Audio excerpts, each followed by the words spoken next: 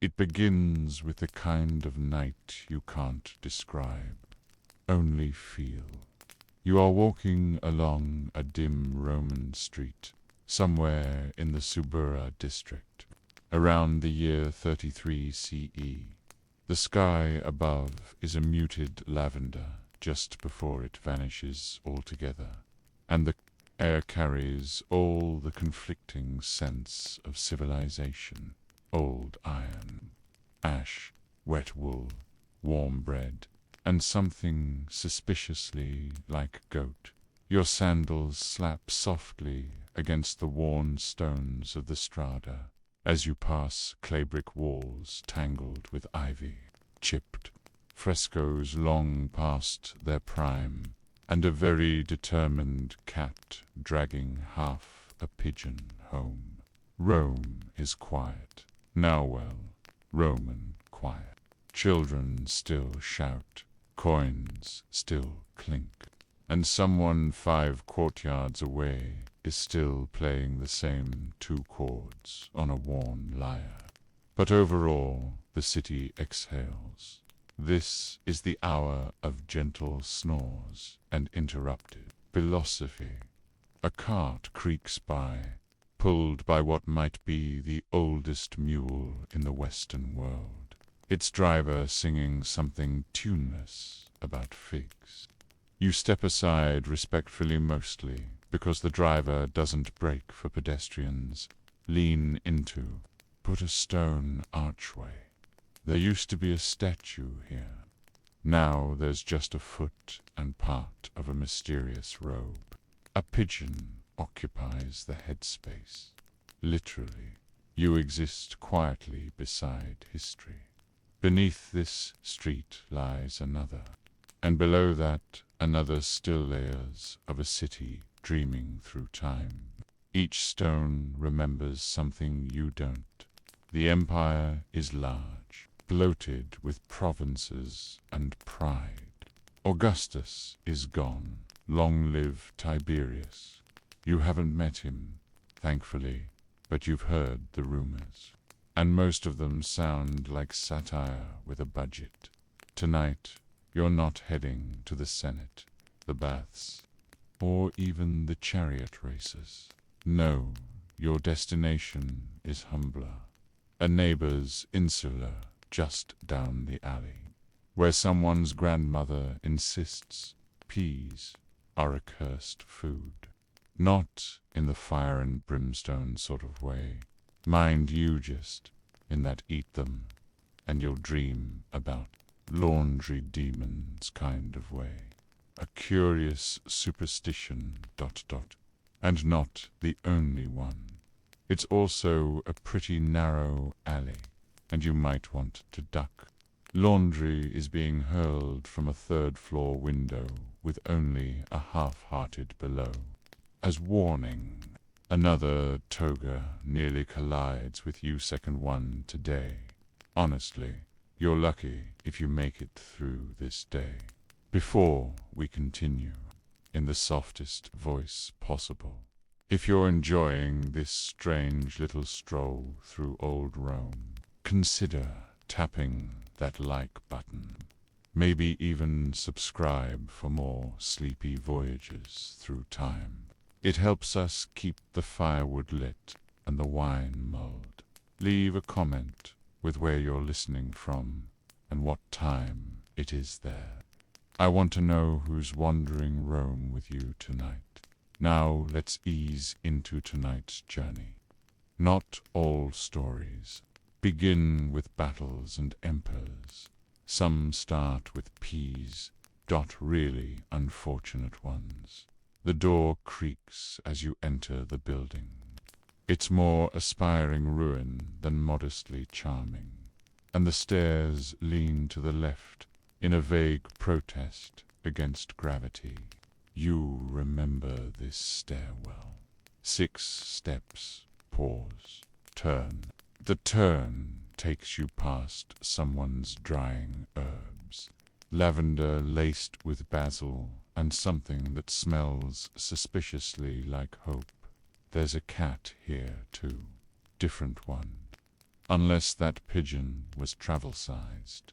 You reach a worn wooden door with a scratchy, charcoal drawing of what might be a curse, or a child's idea of a chicken fight. You knock, then again. Then you remember the knocker is actually just a bronze spoon nailed to the wall. Inside, someone yells, "Come in," before coughing twice and adding, "But wipe your shoes." You enter the front room. It's small, but busy. Clay lamps flicker with warm, golden flames. Linen curtains hang in the archways like stage sets. The shelves are cluttered with clay pots labeled with faded ink, probably ingredients, definitely dusty. Near the window, a middle-aged woman in an embroidered tunic is stirring something thick in a pot. She glances at you as though you're 15 minutes early or 2 hours late. There is no in-between in Roman domestic time. She offers no greeting, just, "You've brought figs." "You haven't," she groans. "Then sit, but don't touch the sack of peas." You spy them in the corner. A lumpy bag of dried legumes tie at the neck with red thread. They look completely harmless, which in Roman folklore usually means they're secretly cursed, or at least politically inconvenient. She stirs with unnecessary aggression. "Peas," she mutters. You eat them. Too late in the season, and you'll see your childhood enemy in your dreams, even if they died years ago, you ask, especially if they died years ago. She says, "You try not to look directly at the peas now. Here's your first major historical fact of the night. The Romans didn't actually think peas were dream-cursed in a formal religious sense, but they did associate certain foods with sleep disturbances, melancholy, and even insomnia. Among them, beans, cabbage, unripe apples, and yes, pigs, especially dried ones. Ancient medical writers like Galen and Celsus debated diet the way modern people debate whether coffee counts as breakfast. You ask the woman why she believes all this. "It's not belief," she says, scoffing. "It's experience. 3 nights in a row I dreamed of spinning, just spinning, in the town square, while a goat watched. I woke up dizzy for a week." You almost ask about the goat, but she waves it off like it's a known problem. She ladles steaming barley broth into a chipped bowl and hands it to you. You notice there's absolutely no peas in it. Safe zone. As you sip, you glance around the room. Think of it as an herbalist's startup space. Part witchcraft, part wellness brand, part general paranoia. There's a tiny fresco of Minerva on one wall that seems to be judging your posture. A scroll on the table is open to a passage that, from what you can read, describes a dream in which chickens sing opera. She yawns. That one. That's Aristonicus' old dream book. Mostly nonsense, but I still check it, just in case. It's true. The Romans were obsessed with dreams, not just the big prophetic ones, but the little symbolic hiccups your brain threw against the wall at 2 a.m.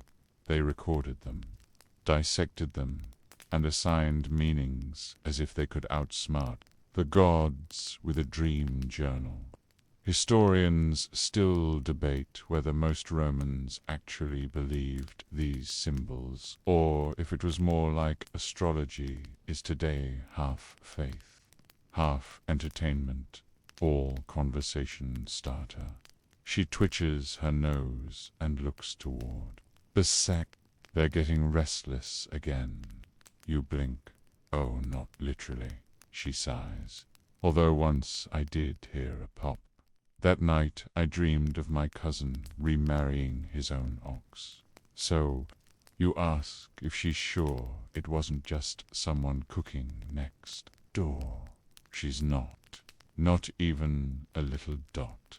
At that moment, a gust of wind sighs through the window shutter, and a lamp flickers in response, casting shadows onto the ceiling. The room dims, comforts, exhales with you. She leans back, eyes half closed. The worst part, she says softly. Dream peas don't even taste good, not even with salt. You both sit for a moment in contemplative silence, the kind that lets the room settle around you like a favorite cloak, the kind that reminds you nothing big needs to happen in order for something small to be remembered. And outside, the moon slowly tugs the city into sleep.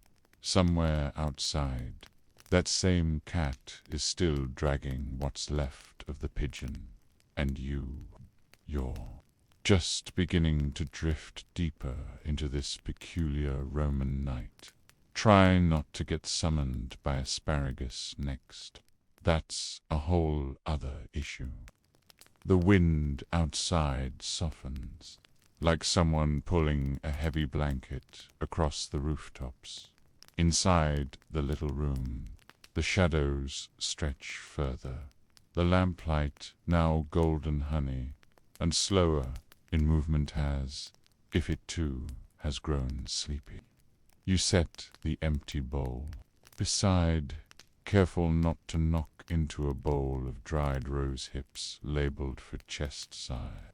You assume it's a poetic name for a respiratory issue or heartbreak. Hard to say.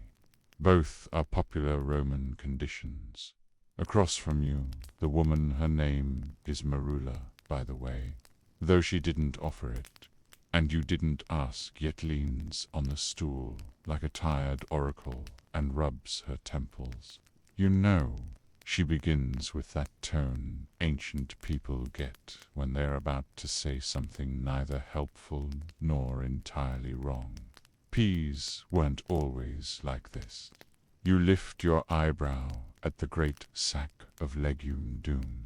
Back when I was young, she says, roughly 30 seconds before picking up a whittled stick and jabbing it into the air like punctuation. Peas were fresh, green, something mothers cooked with a little mint and olive oil. Then came the droughts. Then came the drying, and then, she shudders, the dreams. You nod, slowly and solemnly, though every part of you suspects she just really hates legumes. Here's your historical fact for the section. In ancient Rome, peas were part of a larger family of legumes that were both dietary staples and occasional dietary scapegoats. Beans and peas, high in protein and easy to store, were associated with the working class and, sometimes, with the dead. The philosopher Pythagoras actually forbade his followers from eating beans entirely, claiming they were connected to the soul. Whether he had a specific grudge against legumes, or was just really into abstraction, remains debatable. As for Marula's pea stories, well, historians still debate whether dried peas carried any true symbolic meaning beyond indigestion. But in oral traditions, even the mildest flatulence can become a portal to another world. That's the sort of sentence that only makes sense at 1 a.m. You glance at the scroll, again the one with the dream chickens. A dusty diagram on the edge catches your attention. It's not Latin, but Greek, curling and flowing with almost musical movement. Marula notices. Ah, yes, she breathes, scooting over. Dream logic. The sleep philosophers always said food affects the soul's footwork. You're not entirely sure your soul has feet, let alone ones that do choreography. But you let it pass. Domestically, there's an elegance to this philosophy. It means your nap isn't just rest, it's rehearsal. Your dreams are an extension of your dinner, flavored like an after-dinner wine. And if you've eaten peas, apparently you're in for a performance. She stands, slowly. Come with me, she says, grabbing a candle. I want to show you something downstairs. Naturally, because this is Rome. Downstairs means into the mildly terrifying underbelly of the building. A cellar carved centuries ago, before this part of the district was even paved. Till you descend behind her, candlelight bobbing like some sleepy spirit on its night shift. You'll like it, she adds. There's fewer stairs than existential dread. Isn't that always the best kind of promise? The air cools quickly, like breath against glass. Down here the stone walls are older than Marula, older than the building. Maybe even older than task lists, which is saying something. You step into a rounded chamber that smells like mint, vinegar, ink, and a very specific type of wood-fired wisdom. This, she announces, was once a workshop. Arcaded shelves filled with dried herbs and scrolls line the room. In the corner, half obscured by a gnarled vine of hanging garlic, is a dusty bust of Aesculapius, god of medicine, looking smug for someone who probably couldn't cure seasonal allergies. Marula walks to a small marble table and unfurls a narrow scroll. On it, sketched in delicate strokes, is a Roman meal plan with noted side effects. You squint. Barley equals grounding. Honey equals vivid dreams. Mostly pleasant. Wine. Red equals intense dreams. Sometimes prophetic. Goat cheese equals disruption. Peas equals don't. Just don't. You blink. That's it. It's a medical consensus, she says, deadpan. And maybe it is or was.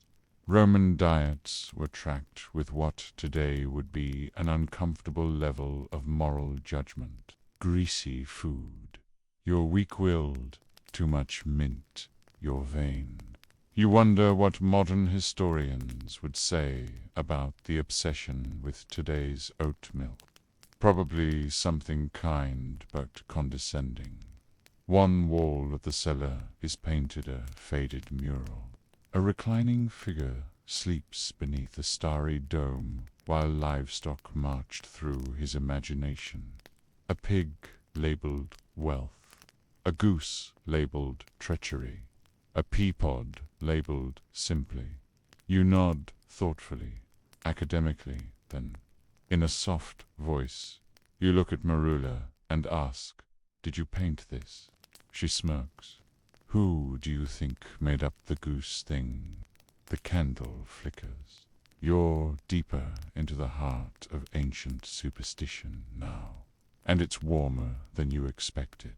Tonight's journey is not one of emperors or galas, but of half-forgotten folk. Insights, sleepy old recipes, and the shared human experience of waking up and thinking, what just happened? And why was I wearing sandals made of cheese? A night in ancient Rome, where even peas have opinions. Asterisk, asterisk. You're not sure how long you've been standing here in this underground room that smells like resin and rosemary and very old ambition. A silence settles, but it's not empty. It hums gently, like how you imagine the inside of a conch shell might sound if it dreamed. Merula sets the candle down on a stone ledge next to a jar labeled eel teeth, assorted. You decide not to ask. One time, she says suddenly, as if you were mid-conversation, a woman came to me claiming she dreamed of falling into a basket of beans. Every night for a week. Just beans. Nothing else. No sound. No exit. You gesture to suggest. And she married a baker. Never had the dream again. But she can't eat lentils now, or she bursts into tears. You consider that the logic of ancient dream interpretation is less like a map and more like trying to assemble IKEA furniture by moonlight, using someone else's dream from 3 years ago as a manual. But it works. Somehow, tonight's historical fact, the asterisk R's, Amatoria asterisk, that poetically scandalous guide to Roman love by Ovid, actually includes dietary tips for dream enhancement and seduction. Romans believed certain foods fueled particular types of dreams, romantic, terrifying, divine, while physicians like Galen provided more grounded recommendations. Heavy meals slow the soul. Light meals help it float. The general populace added flair. Peas, again, were often thrown in with beans, both blamed for gassy dreams, chaotic visions, and the occasional prophetic moment involving relatives turning into furniture. You wander further into the cellar's side alcove, where bundles of dry herbs sway lightly from the ceiling. Rue, thyme, wormwood. Beneath them, on a narrow wooden bench, sits a bundle wrapped in linen. "Don't touch it," says Merula dreamily. "That's for the goat." You turn. "I thought you were joking about the goat." "I usually am, but not today." You decide, wisely, to let the goat topic slide into the shadows. You've seen weirder priorities tonight. 2 floors above you, someone is probably arguing over how much oregano constitutes a civil offense. Rome never really sleeps. It simply mutters. A small ceramic bell dangles from the doorframe. Merula bumps it with her shoulder, and a gentle chime dances out like a yawn with better posture. She leans her shoulder to the wall, brow furrowed. "Tell me something," she says. "What do you dream about?" You offer a vague shrug. It's hard to remember once you're fully awake, but she accepts it anyway as if that were answer enough. Which in this place it is. You both sit for a long while in warm silence, stirred only by candle crackle and the distant sound of someone upstairs arguing with a table. The night steadies. The room itself breathes out, and you exhale with it. Obscure tidbit time. In the household rituals of many Roman families, a small offering was made to Somnus, the minor god of sleep. While not as grand as Jupiter or polished as Venus, Somnus held his own quiet space in the empire's imagination. Some households greeted him nightly with a few drops of oil or part of a fig, hoping for good dreams, or at least less embarrassing ones. There's a carved plaque in one ruin labeled asterisk to sleep, who grants peace, and sometimes confusing visions involving geese. Asterisk, it's not the wildest myth you've heard this week. Marula stands again with the long, slow grace of someone who once danced but now mostly gardens. She moves toward a low shelf and pulls out a scroll that smells like thyme and cooked paper, unrolls it, taps gently at a line of script. Here, she says, this one's my favorite. A merchant dreamed of dropping apples into the sea, and he woke up and actually did it. Said he had to balance something, didn't say what. But after that, no more leg cramps. You nod like that makes sense. Because, somehow, it does. Historians still debate whether dreams in Rome were truly believed to be divine messages, or just internal noise shaped by culture and diet. But the line between belief and routine is thin. If something interrupts your sleep 7 nights in a row, does it matter if the cause is spiritual or seasonal allergies? Probably not, especially if you're armed with smoked lavender and goat. Bribes. The candle has burned lower now, reduced to a stub. The room glows faintly with ember-shadowed quiet. There is no rush. There is no climax to this story. Only peas and dreams, and a room of strange comfort. People think power comes from temples, Marula murmurs, more to herself than to you. But power comes from little choices, from what you eat before bed, from whether or not you speak to your dreams like old friends. She pats the sack of peas. They make a soft, unthreatening squeak. Then, almost kindly, she says, best to let them sit. They like the dark.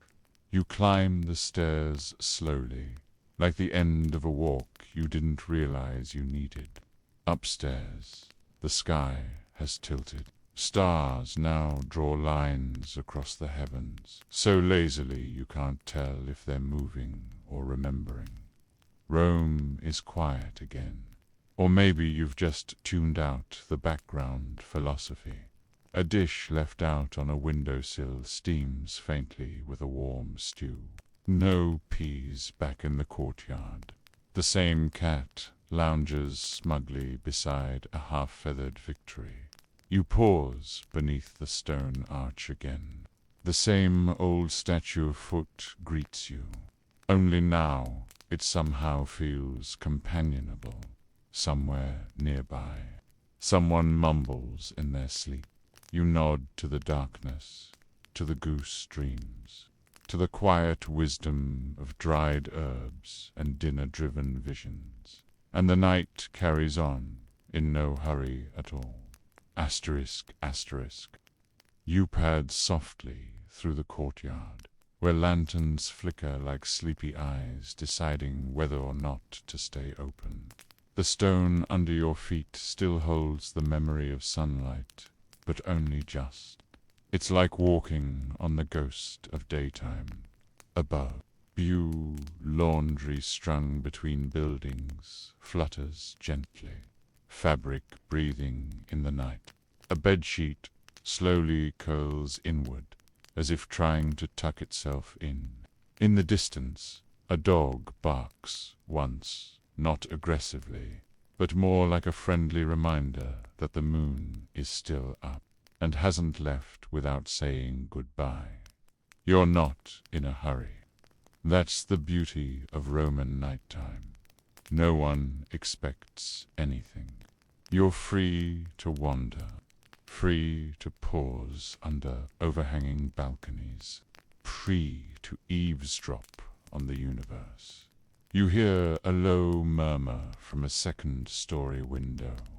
The sound of a man half praying, half arguing with what might be a complicated cheese transaction he had earlier today. Rome's gods are everywhere, especially when the digestives kick in. As you turn the corner, a familiar sight greets you: the communal fountain. It's tucked into a wall niche, adorned with a slightly disinterested dolphin carved in aging marble. The water trickles with the energy of someone trying not to wake their roommates. You sit on the fountain's edge and exhale. Here's your historical fact for the section. In many Roman neighborhoods, communal fountains weren't just for water, were social hubs, gathering points for gossip, matchmaking, and the airing of extremely petty grievances. They were also where people came to clean, to curse bad dreams under their breath, and, in some cases, wash away what the dream might have meant. A woman once claimed that if you washed your face in moonlit fountain water after dreaming of fish, you could avoid future betrayal. Whether this worked or just left people with damp faces is, of course, unknown. Historians still debate whether these rituals had standardized meanings across regions. Northern Roman provinces, for instance, had their own set of symbols. For example, dreaming of turnips meant wealth in Gaul, but indicated poor health in central Italy. Turnips were apparently very controversial. A soft thump beside you, a soft cloth sack tied with green strings. Someone's forgotten bundle of herbs. You can smell sage, thyme, and something unfamiliar maybe, ground fig bark or dehydrated reassurance. A voice behind you makes you jump just enough to slightly disturb your dignity. Careful, the man says, stepping into view. Those herbs cause exceptionally vivid dreams. Last week I dreamt I was a spoon. You look up into the amused face of a man wrapped in a deep blue toga with sleep creases clearly visible across his cheek. Not a person holding a spoon. He specifies, an actual spoon. I just lay there, on a counter, occasionally stirring things. You nod solemnly. That actually sounds kind of peaceful, honestly. The man introduces himself as Ebutius. He's an attendant at the nearby temple of Somnus. Pret, exactly. More like an enthusiastic intern who stuck around long enough to be in charge of the incense shelf. He sits beside you and stretches with a creak. Busy time, he sighs. People dreaming about teeth again. You raise an eyebrow. Oh, yes, teeth falling out. Teeth made of feathers. Teeth speaking Greek. All the classics. You're about to laugh, but he's serious. Painfully so. Obscure. Tidbit time. Romans believed certain dreams could signal upcoming physical ailments. A dream about breaking objects might mean a fever. A dream about fire could mean indigestion. Teeth falling out weren't yet associated with modern interpretations like stress or aging. They were seen as signs of family trouble or distant punishment. One soldier wrote home about dreaming of maulers dancing. His cousin died a week later, says the dream warned him. Personally, you think that might have just been bone broth gone wrong. Ebutius reaches into his satchel and produces a small clay tablet covered in etchings. Temple log, he explains. Quick summaries of visitors' dreams. Don't worry, It's anonymous, unless I label it terrifying or definitely about Marcus. He flips through rows of symbols and notes like asterisk, asterisk, flying on a lemon, drank too much spiced wine beforehand. Asterisk, asterisk, asterisk, asterisk, sat in Senate naked, advised he stay away from public fountains tonight. Asterisk, asterisk, asterisk, asterisk, horse made of bees, no follow-up. Asterisk, asterisk, what's interesting besides the clear mental leaps is how seriously these dreams are recorded, even the weird ones. Ebutius smiles when you say that. They're pieces of the night, he replies. What you see when you're no one's servant, soldier, wife, or tax debtor. At night, you're just ... you. And sometimes you're a spoon. A gentle breeze curls past, rustling herbs and stirring the water. The fountain gurgles softly like it's part of this conversation too. Ebutius closes his tablet gently and tucks it away. The temple holds night offerings tomorrow, he says. People bring what they hope will influence their dreams, a lock of hair, a line of poetry, or, heaven help us, peas. He says it like some unseen deity is lurking nearby, judging your pulse rate. Ever since that senator had a dream about peas and threw a tantrum in the forum, everyone thinks they're dangerous. All I'm saying is, don't mix peas and figs under a full moon. That's how you end up dreaming in hexameter. He rises, brushing off his robe. I should get back. Someone reported dreaming of a talking mosaic. We think it's probably just mold. Then he pauses. You dream tonight, he says, gently. Try to take your time. Not every image needs to mean something. Sometimes a fish is just, well, a fish dreaming it was an amphora. You sit there for a while after he leaves, listening, breathing alongside history. The stones around you are still warm. The sky above, you softer than before. You close your eyes for a moment, and almost hear the peas snickering. Asterisk, asterisk, asterisk. You rise slowly from the fountain, limbs a bit heavier now, as if the water whispered you into a deeper rhythm. The night has changed color, yet again midnight in Rome wears a darker cloak. Blues deep enough to hide dreams, purples curling against terracotta rooftops, and stars fading out like shy singers between verses. You wander along the narrow street toward the Temple of Somnus. It's not on the main road, of course not. Dream temples never are. You follow a footpath that weaves behind a row of fig vendors, now snoring on carts, past a crumbling bathhouse, sealed off until further inspection. Don't ask, and into a grove that hums with incense and half-stated intentions. The smell hits you first, myrrh, spikenard, and remnant traces of mulled wines. In dreams, you've smelled this before. That gentle invitation to stop walking with purpose and start drifting instead. The Temple of Somnus isn't grand. It's intimate, like it knows good sleep needs privacy. A small dome tops its roof, a stone eyelid halfway closed. Vines climb its sides lazily, like they, too, are trying to nap.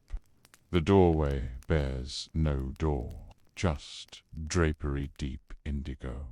cloth stitched with feathers and cloud shapes by women who swore they once sewed pillows for Caesar's own dreams. Inside, it's cooler, not cold. The kind of cool that makes you want to wrap a blanket tighter and sigh into your own shoulder. Stone tiles mute your footfalls.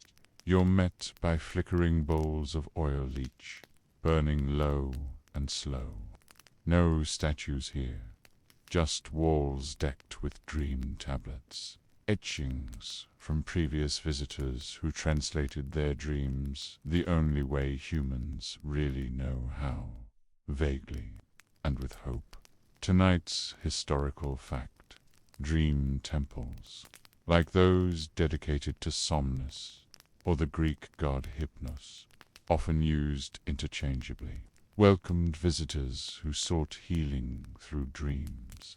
This practice, incubatio, involved sleeping in the temple overnight, sometimes on special sacred mats, hoping the god might send a revelatory dream, a cure, a warning, an oddly specific recipe. Priests might interpret the visions, or let the dreamer stew in their own symbolic soup. It wasn't always divine interventions. Sometimes it was just the barley stew.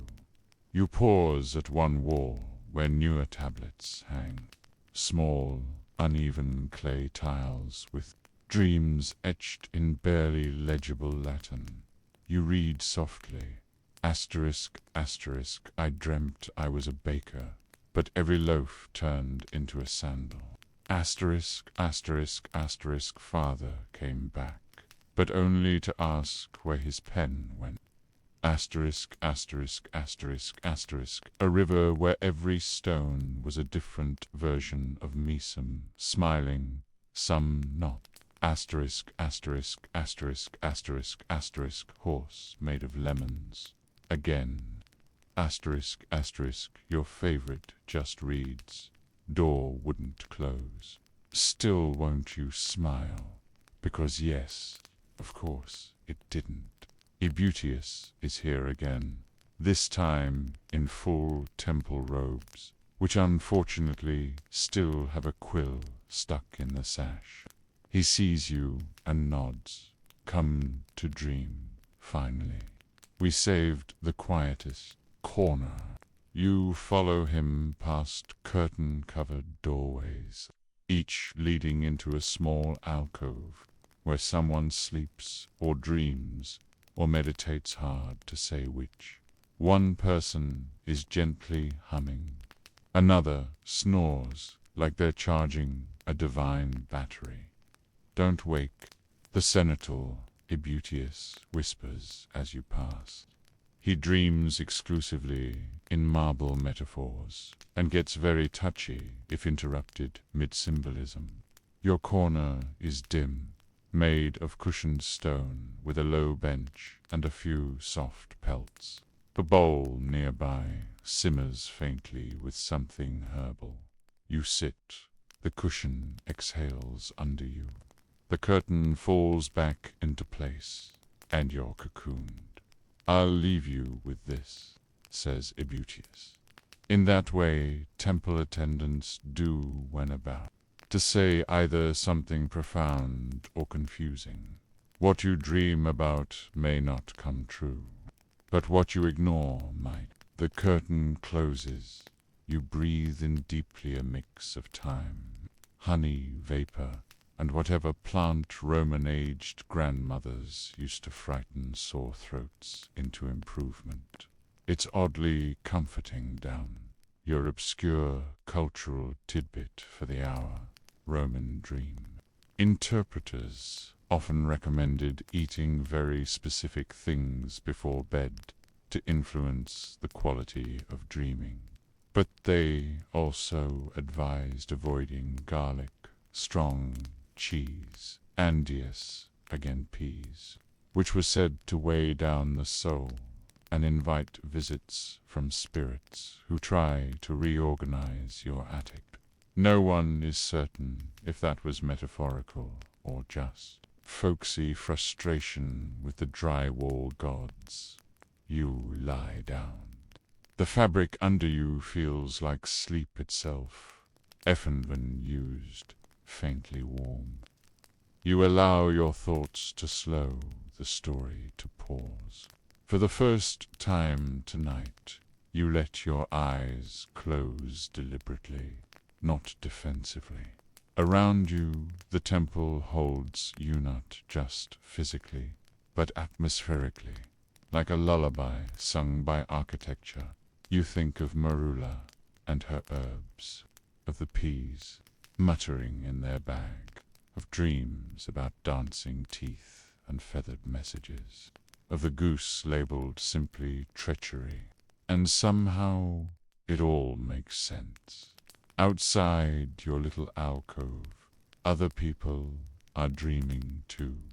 About relatives behaving suspiciously like chairs. About endless stairs that smell like oranges. About long-lost anchors and the sea that misplaced them. You feel yourself being pulled in now. The curtain behind you stirs once like a whisper, or perhaps a yawn in fabric-form. You dream the temple dreams, which is to say, slightly weird, mostly peaceful, and blessedly free of peas. For now, asterisk, asterisk, asterisk, the dream comes on like the smell of warm bread, slow, familiar, and suspiciously out of reach. You aren't entirely sure how long you've been asleep, only that you are no longer lying on the pelted bench in your temple alcove. The walls melt by, and you're now standing in what appears to be a market, but not any market you've visited before. For one thing, the stalls are floating, not flying exactly, more softly bobbing, like bread ovens on a particularly stable pond. The vendors shout lazily, as if they're underwater. One of them offers you a pear with a wink and says, "Careful, it dreams back." You take it politely and move on before it asks you a question.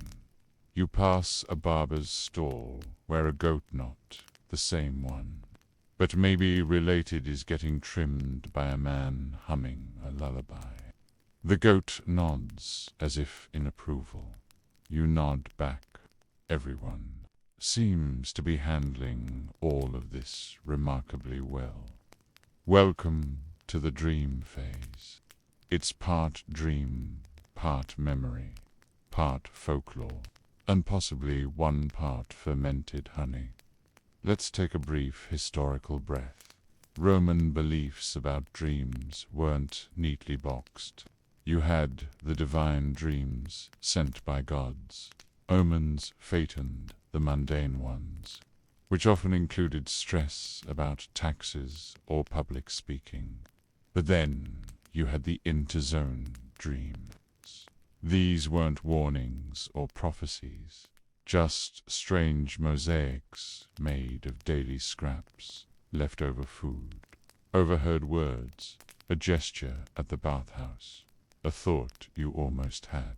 You're walking now across a market, made of tiles. The ground shows shifting patterns, waves, moons, vines, someone's grocery list. A woman hands you a fig wrapped in paper. The paper reads, asterisk, your uncle has borrowed your sandals. Asterisk, this seems concerning, but you thank her anyway. Obscure tidbit time in some Roman dream manuals. Specific items carried wildly specific meanings. Fish dreams often symbolized rumors. If the fish spoke, the rumors were probably flattering. If they bit you, not so much. Dreaming of figs commonly meant hidden truths, especially when wrapped in fabric. If you dreamed of being chased by ducks weeks. It usually suggested indecision at the market. One dreamer named in the record, but likely someone with too much dinner. Wynne claimed they dreamt of a cucumber folding laundry. You are not far from that territory now. In the dream, the temple itself trails behind you like mist. You hear soft chimes, like far-off spoons, clinking gently in warm bowls. Someone behind a curtain clears their throat in hexameter. You are officially deep within the architecture of the Roman subconscious.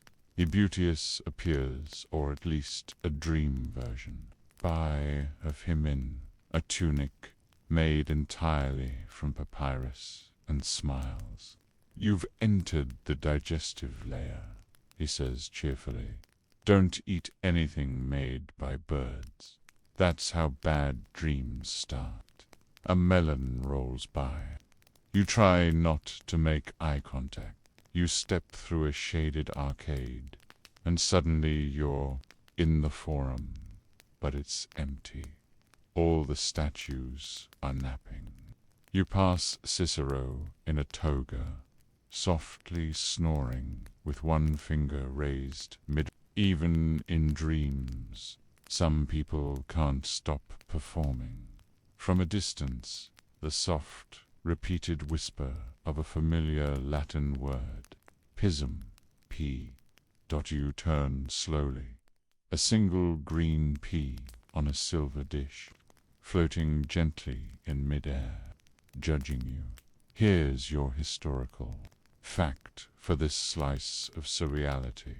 While peas were indeed part of Roman diets, they appear in folklore and meals more often as background characters rather than central players. But they earned a subtle infamy thanks to their placement alongside beans in various purification rituals and dietary manuals. Peas, for some, represented filler, the blandness that follows overindulgence. To dream of peas, then, wasn't always ominous, just unremarkable. The ancient version of dreaming about answering emails. Historians still debate whether these legumes were really shunned in dream logic, or whether a few cranky philosophers just needed to offload blame for indigestion. In your dream, you stare at the pea dot. It blinks. You wake up, sort of. You're back in the temple, half curled under the pelt. A thin ribbon of dawn is passing beneath the curtain. Pure Roman lights, somewhere between golden and freshly baked. Merula stands at the entrance, with a cup of something warm. How did she get here? You don't ask. You just accept the cup and sip. Taste anything odd, she asks. Fig, you answer. And time. She nods thoughtfully. Good. If you'd said iron or envy, I'd be worried. Across the temple, Ebutius is sweeping the mosaic floor with a reed brush and murmuring greetings to the sleeping dreamers as though they're all old friends. You feel rested. That rare kind of rest you only get from being thoroughly confused on a subconscious level. One more thought occurs to you just before the curtain sways. The pea, still judging. You let it. The temple feels different now, just quieter, but changed in some invisible way. Like the room itself, stretched during the night, and now exhales in relief. The other dreamers are waking too, slowly, carefully, as if afraid they might knock. Their dreams loose before fully emerging. Ebutius sweeps in gentle arcs across the temple floor, murmuring phrases like "welcome back," and mind your step. You were levitating slightly. You watch him with the calm detachment of someone who has successfully not turned into a spoon overnight. It's honestly a win. Marula sits beside you, cup in hand, cloak draped like a wise bird fallen asleep. The steaming drink tastes vaguely of rosemary and roasted air. You suspect the recipe was whispered to her by a grandmother too dramatic to die properly. You slept well. She saysn't a question, just a statement of satisfied observation. I dreamed, Cicero snored. You reply, that's not uncommon. You realize she's got a small canvas bag next to her again. It rustles faintly. You peer inside. Don't worry, she says, sipping. Those are walnuts. I wouldn't bring peas into a dream temple. I'm not a heathen. She looks toward the others, waking now. One woman clutches a flat stone covered in doodled sheep. Another man hums nervously, as if trying to remember the melody of a dream that's already wandered off. Some people forget what they dreamed the moment they see light, Marula says. Others, it's like they carry the dream inside them, all day, like a spare lung. You nod. You feel somewhere between the two, like the dream is still walking just 3 steps behind you.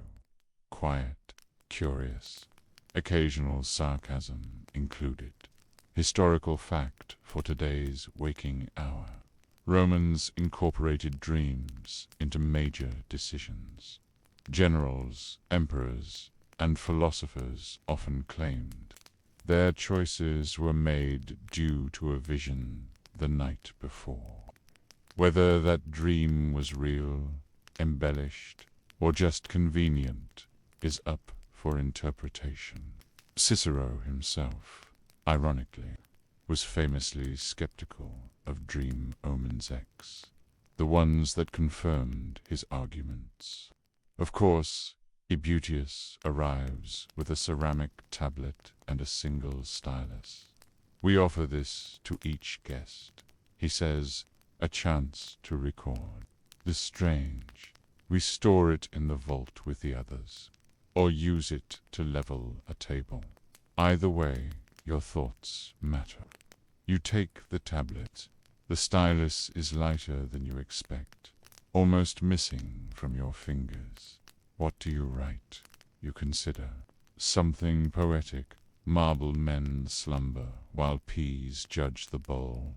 But it feels a bit overwrought. Instead, you settle on something simpler.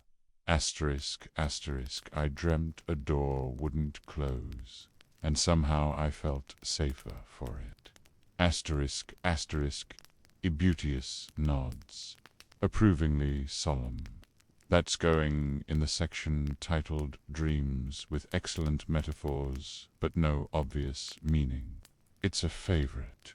He moves on, gathering more sleep-scribbled tablets, treating them like important artifacts rather than the byproducts of strangers eating goat cheese. Too late. You and Marula step out into daylight. The breeze is different, now smelling faintly of chalk dust, early bread, and the vague moral disappointment of overcooked olives. At the gate of the temple is a cart, an older man pointing to a basket of vegetables. Morning offerings, he shouts, short on vowels, for dreams or nightmares, not my fault. He holds up a large carrot with the conviction of someone who once saw it in a prophecy. Beside him sits a lonely bowl of peas, which absolutely no one touches even accidentally.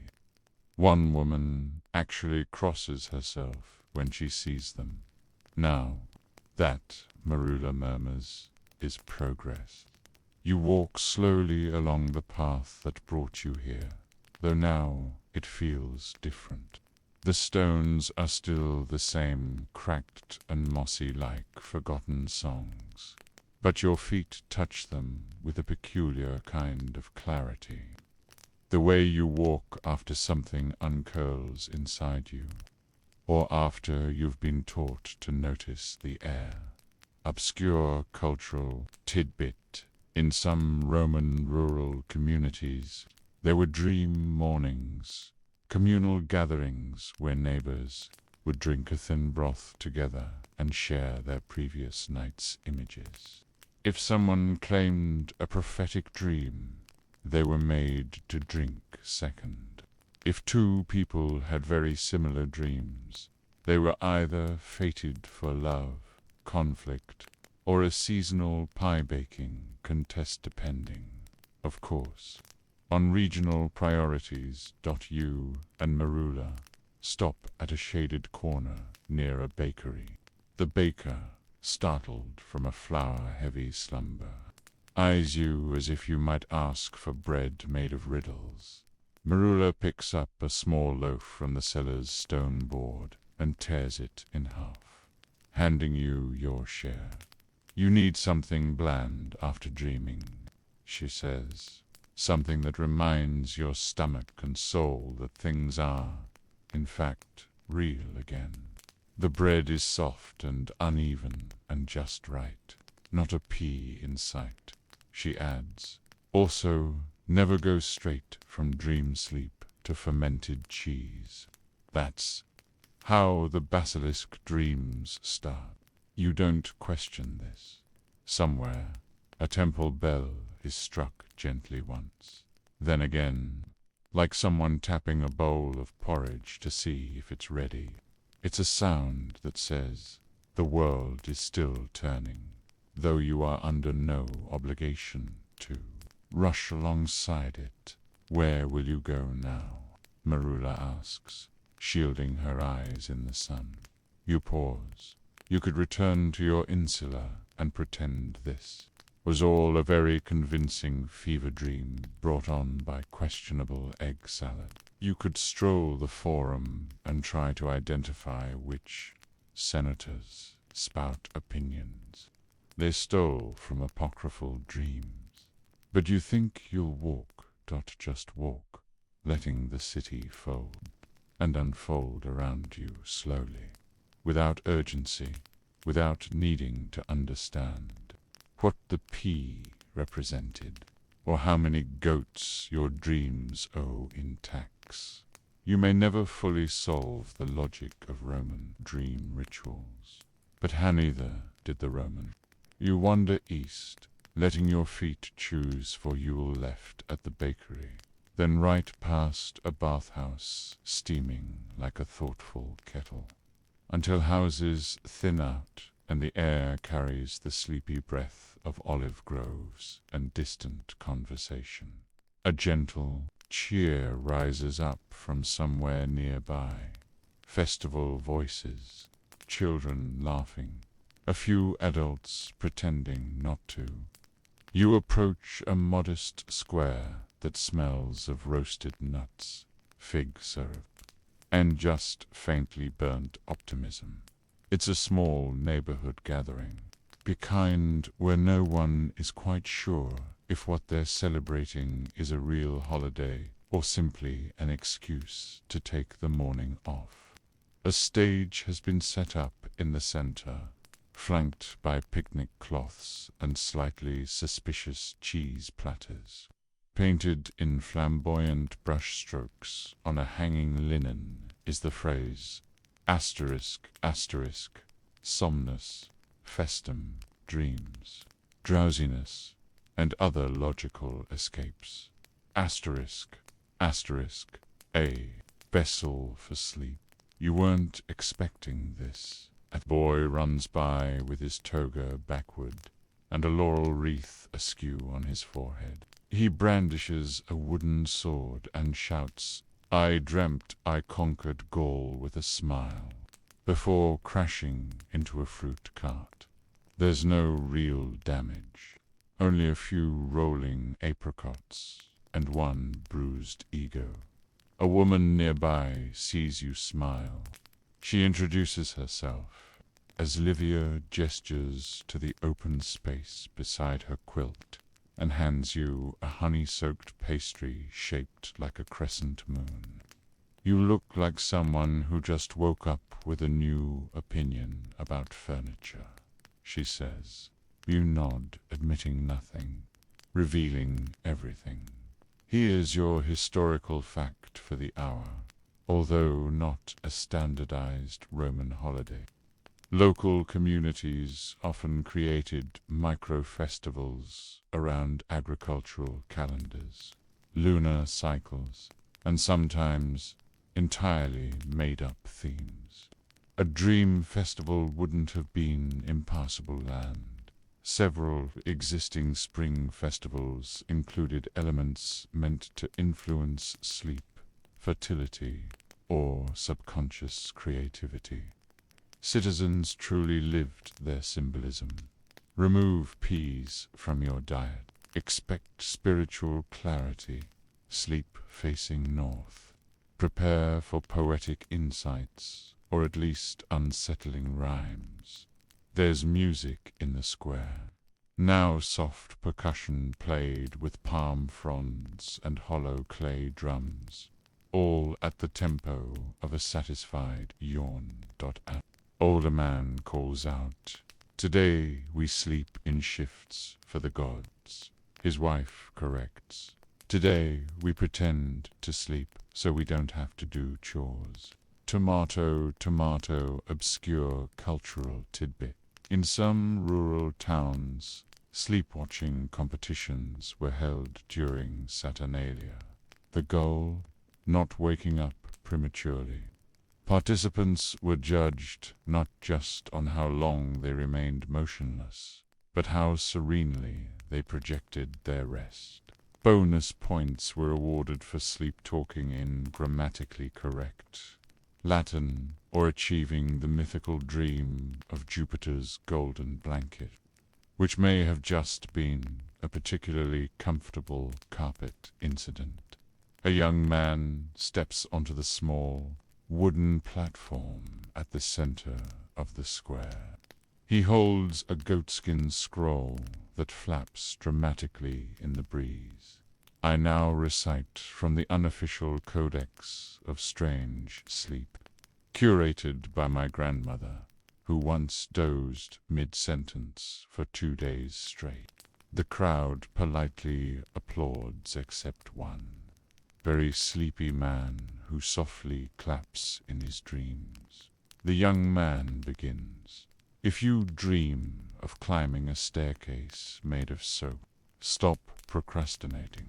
Greater than if you dream of a friend wearing your sandals. Be wary of short-term lending, greater than if you dream that the sky forgets your name. Write it down to remind yourself. And if legumes laugh at you, change grocers." You grin. Somewhere, Marula would approve. Someone passes around a basket of token small clay charms, shaped like eyes, stars, and inexplicably poultry. You receive a chicken. It has one elegant painted eyebrow, and the expression of a bird who knows something about you and will never tell. It is, somehow, the most reassuring gift you've been given all month. Beside you, Livia has started drawing in the dust with a stick, sketching the outline of her dream from last night. 2 circles, some teeth, rays like sunbeams, and one terribly drawn fish, she explains. I was weaving a net, except it was made of ours. My dog kept stealing them and burying them under the figs.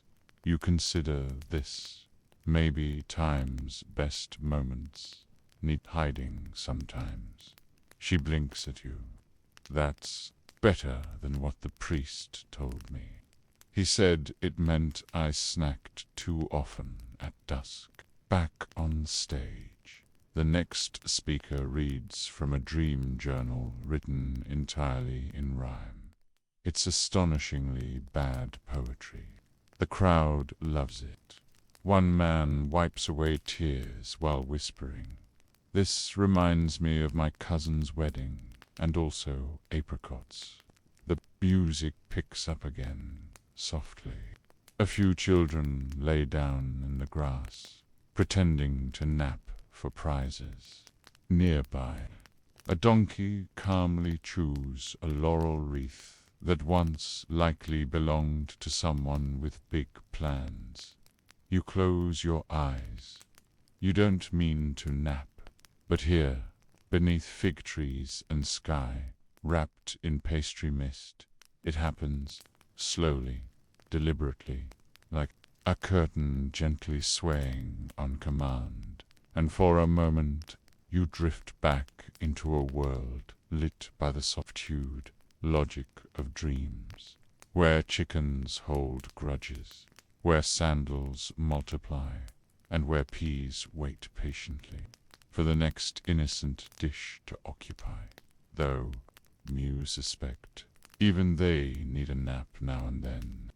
You wake to the dull thump of your chicken charm hitting your chest, its tiny painted eyebrow somehow looking even more judgmental in the late morning light. The festival around you has grown hazier, more diffuse. Some guests have drifted off beneath shade trees. Others wander toward lunchhour, that pleasant Roman habit of sitting 10 feet away from people they like, pretending not to say hello unless some bread is involved. You stretch. Something in your shoulder creaks sympathetically. A pigeon lands nearby, inspects your sandal, then decides it's either too mundane or too symbolic, and waddles away. Livia is gone, but she's left behind a faint outline in the grass and a handful of sweet olives, arranged in the shape of a dream she didn't have time to explain. You respect that. Most dreams don't translate well between pastries. A man walks through the square, calling out dream scrolls, annotated, lightly fictionalized. You wave him off before you're handed a poem about your own dream in someone else's handwriting. Instead, you rise and stroll along a narrow path that winds its way out of the square. A painted sign reads, "To the garden of forgettable ideas." Clearly, you're going. The garden is walled in and quiet as a whispered cremant inside. The sunlight pools very politely, and the fig trees appear to be losing arguments with themselves. The flowers are arranged like half-finished thoughts clumps of lavender alongside rogue onions, and a lone marigold that seems deeply suspicious of its neighbors. A gentle breeze passes through the leaves. Welcome to a place where Rome stores the things that didn't quite matter enough, but also didn't deserve to be erased. You walk among footpaths littered with petals and dropped thoughts. One bench bears an inscription. Asterisk, asterisk, here sat someone once. They cannot remember why. That's fine. Asterisk, asterisk, here's your historical fact. The Romans had formal and informal ways to honor not just great ideas and achievements, but the ephemeral things, the half-done poems, the dreams without endings. Poets like Martial and Propertius wrote lines that essentially celebrated forgetting on purpose. Dreams that dissolved before you woke were considered a blessing some days and an insult on others. Some homes even had a ritual of not telling their dreams aloud until stepping outside, lest the walls remember too much. You sit on a curved stone bench and close your eyes again, just for a moment. The dreams from the temple hover nearby, solid now but still companionable. The dream with Cicero snoring, the floating pea, the scroll tied around a fig, all still drifting somewhere under your skin. From a nearby flower bed, a voice says, "Do you need help forgetting something?" It's a soft voice. The speaker appears briefly young, possibly not difficult to tell. They wear the kind of expression you see on people who are professional listeners. You ask, "What's the catch?" "No catch," they reply, kneeling beside a basket of dried rose hips. This is where old thoughts find compost. The voice explains, kindly and without urgency, that in Roman kitchens, soup stock was usually made from leftovers, bones, herbs, vegetables slightly past their prime. But dreams, well, dream compost grew something subtler. Not wisdom, but gentleness. Not prophecy, but patience. A better understanding of why you don't always have to remember what happened, only that it changed you slightly. Your obscure tidbit in a few surviving Roman fragments, skewer and curved in the margins. There's mention of a belief called memoria tenuis, or soft memory. The idea being some memories were meant to be handled like fabric, not stone. Folded, stored, brought out again only when they still fit. Not all dreams are truths. Some are blankets.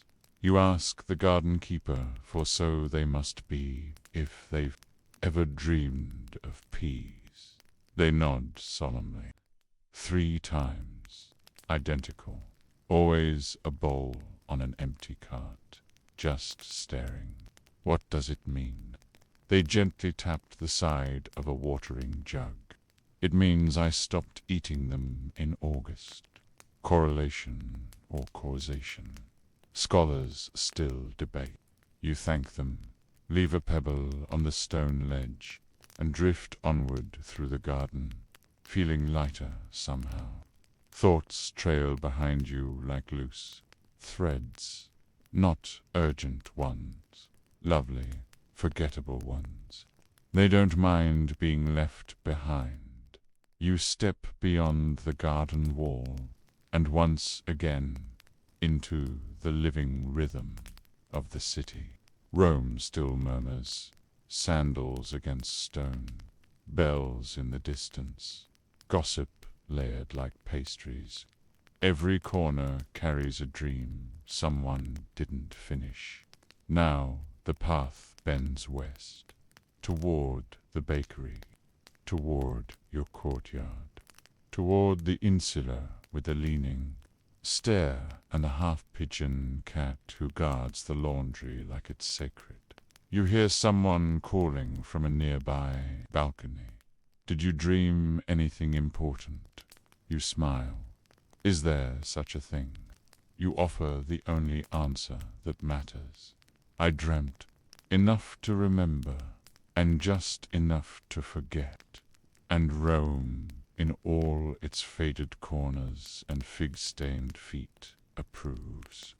The sun is officially awake now, though it kindly offers a slow start. Its golden light slinks along the walls, like it's still deciding whether to commit. Rome glows in that peculiar milky haze that makes everyday tasks feel either sacred or whimsical, sometimes both. You find your way back to the insula. The same one with the slightly protesting staircase and the ghost of a statue foot by the arch. The cat is draped across the stoop like she owns part of the building. Now and honestly she might. You greet her politely. She blinks back at you with the indifferent wisdom of someone who's seen 4 empires rise and fall before breakfast. Inside, the stairs creak hello in several different dialects. As you ascend, the scent of soap, drying linen, and last night's garlic stew greets you like an old uncle. Not exactly pleasant, but undeniably familiar. A door is open on the 3rd floor. Voices drift out low, animated, somewhere between gossip and opera rehearsal. You pause. "I told her," says one voice, old and pinched. "Don't mix lentils and dreams before Saturn Day." Ever since, she's done nothing but dream about talking windows. Another voicer man, younger, less convinced. "Are we sure that's not just the neighbor arguing through the walls again?" You continue upward to your own doorway. Inside, your room is exactly as you left it. Soft pillow, basin of water, featherless blanket, and one mildly judgmental clay lamp. Pew set the chicken charm beside it. The eyebrow now faces the window. A strategic angle, in case spirits arrive unannounced. You sit for a moment and breathe in. The room smells like basil and dust. Maybe also like patience. Here's your historical note for the moment. In Roman domestic life, sleep spaces weren't usually grand. Bedrooms cubicular were often small, windowless, and laid out with utility, not luxury. But simplicity didn't always mean neglect. Items were placed with care.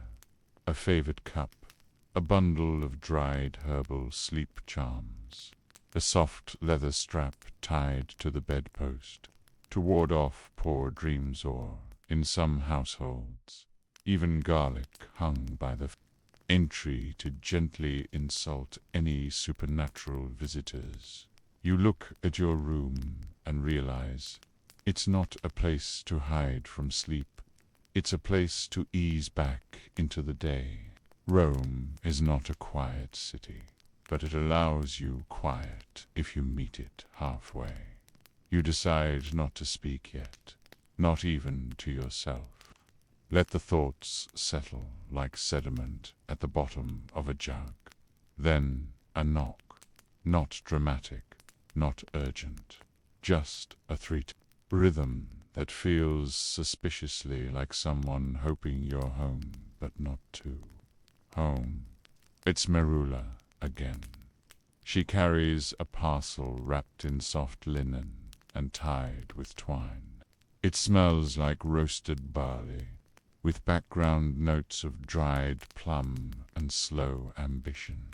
"I thought you might be hungry," she says, handing it over. "Also, I needed to leave somewhere the peas wouldn't hear me." You gesture her inside. She inspects your lamp with a craftsman's eye and rearranges your pillow as though it were a diplomatic envoy with poor posture. Then she settles herself on the stool. "I thought about what you said," she comments. "You search your memories. What did I say? That sometimes a fish is just a fish dreaming it's an amphora. Ah, yes, dream logic at its finest. You know," she continues, while unwrapping another bundle from her satchel. "There used to be a man who traveled Rome collecting dream fragments. Not whole reports, just fragments. Half phrases, colors, unsure moods. He believed if you stitched enough together, you'd get a map, not of the city, but of its soul. Obscure tidbit time. There are, in fact, stray writings, barely any, but enough that suggest a few Roman thinkers dabbled in what we'd now call subconscious cartography. They viewed dreams as roads, some paved with symbols, others with food.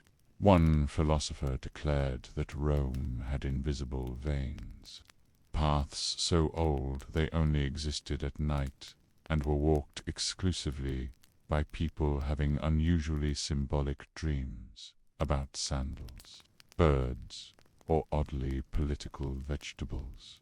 Marula opens a slim scroll and shows you a scribble, a tree with fish for leaves. My apprentice drew that after sleeping in the temple last month. She says, you tilt your head, peaceful. No, no, he was deeply stressed, but afterward he ate better and stopped trying to argue with coin. Practical outcomes. There's comfort in these stories, not necessarily because they solve anything, but because they let you hold not knowing in your lap for a while. Carry it like a sleepy pet dot outside. Someone is singing very badly about wine. You think it might be the same man from yesterday, minus the mule. The verse goes, asterisk, asterisk, O figs, why do you betray me? First sweet, then gone, like Melissa. Asterisk, asterisk, Marula tries not to laugh, fails terrifically. You sit together in that moment, off after dream pacing where laughter is allowed but energy is still at half speed. The room holds steady. Somehow the walls feel thicker against the rest of Rome, not supportive, like they've stepped into their deeper duty. One more historical fact before the hour passes. Among Roman folk beliefs, there was an idea that if two people talked quietly in the morning about someone else's dream, they might accidentally take on part of it themselves. Hence, people were encouraged to speak of dreams with care, or over running water, or near a sleeping dog just, in case they needed to deflect. You and Marula sit in silence again. I should go, she says eventually. Will the peas miss you? Only. If I tell them I'm gone. She stands, pulls her cloak loosely around her, and pauses before the door. Dream tenderly, she says, and with that she vanishes into the wake of the morning. You are alone, except, of course, for the memory of the chicken, and possibly a dream still tangled in the curtain. But don't worry, they'll sort themselves out. They usually do. You lean against the door after Marula leaves, just long enough for the wood to remember you're there. It's old wood, after all seasoned by decades of sleepy backs and eavesdropped secrets. You suspect it knows more about nighttime than the stars ever will. The room holds still for a while, letting the quiet do what it does best. No one rushes in ancient Rome, unless something is on fire, and even then. Some people finish their olives before reacting. You glance down at the parcel. Marula left. Untied, the linen reveals a small round loaf of cracked barley bread, still warm. Tucked beside it is a folded fig leaf hiding 2 slices of soft cheese and 1 slightly overconfident almond. You eat in the slow, ceremonial fashion reserved for breakfasts after dream-filled nights. 1 bite, 1 breath, 1 memory folding onto another. The cheese tastes sharper than it should be, but somehow it pairs poetically with the stillness. Rome outside has shifted mood again. You hear the tapping feet of a messenger, the hush of a sweeping broom near the fountain, and somewhere in the distance that musician again, still playing the same two chords. It's becoming oddly comforting, a sort of sonic bookmark as you drift through the city's margins. After finishing your small dream-healing breakfast, you rinse your hands in the basin using water that smells faintly of rosemary bark. You remember something about bath oils infused with plants to guide dreams, but this water is too honest for illusions. It just wants to be watered. In the hallway, someone sneezes with the force of a collapsing amphora. You smile. Rome is still Rome. Here's your historical fact for this chapter. Roman homes often kept behind herbs near doorways, not just for culinary reasons, but spiritual ones. Laurel, myrtle, rue, and even tucked sprigs of mint were believed to hold protective powers, particularly for the sleep spaces. Visitors who pass through those thresholds may have unknowingly walked beneath scattered wardings. If your dreams were especially strange, sometimes it was blamed on that one cousin forgetting to wash his hands and bringing dream-disrupting energy from outdoors. You wrap the linen napkin back around the leftover almond with a kind of reverence, usually reserved for scrolls or slightly passive-aggressive birthday gifts. Then you step outside. The sun greets you generously, not too bright, not trying too hard, as if it understands you're still halfway between dreams. Not everything needs to be a grand illumination. Some rays of light just want to sit quietly on Pew's shoulder. The staircase is, if possible, even more slanted today. You descend. The cat watches your every move like you're a slightly suspicious weather system. On the second floor, you pass a woman humming while adjusting a hanging pot of thyme. She stops mid-verse and asks, "Did you go to the Somnium Temple last night?" You nod. Her mouth tightens like she's weighing whether you'll understand something personal. "I dreamed of far-off water," she says. "Not the sea, just very calm water with something floating in it. A boat, maybe, but I wasn't in it." She considers that, then shrugs. Or maybe it was just indigestion. Obscure tidbit time. Romans often believed dreams crossed family lines. A vision one person had might belong, spiritually or symbolically, to someone else in the household. It wasn't uncommon for matriarchs to maintain informal dream ledgers. Who dreamed what? When fevers followed, when births occurred, or when a goose stared too long at the window. Ominous behavior, apparently. Some homes even placed small dream bowls near the hearth, into which people dropped dried rose petals or garlic skins after dreaming, to cool the heat of the images. At the bottom of the stairs, you pause again at the archway. Guess who's still judging you? Yes, it's the statue foot. You nod to it. Mutual respect. Then you meander slowly toward the edge of the Subura market, where mid-morning routines have fully taken over. Boss, cloth merchants haggling over colors that only exist in poetry. A trio of fishmongers bragging about who smells least like their product, a close match. And a bored librarian sipping watered wine next to a portable scroll rock. He waves vaguely at you, still reading with one eye. And then you see it.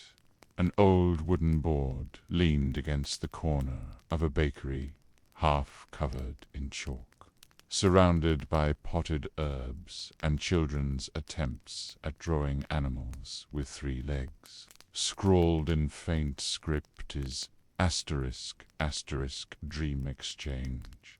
Leave 1. Take 1, asterisk, asterisk, you approach. A small bucket of waxed tablets sits on the step, with a stylus jammed into a dried lemon slice, an ambitious penholder, though perhaps a bit too symbolic to be comfortable. You flip through the dream entries, only a few scratchy lines, sometimes just a word or color. Asterisk, asterisk, soft feathers fell upward.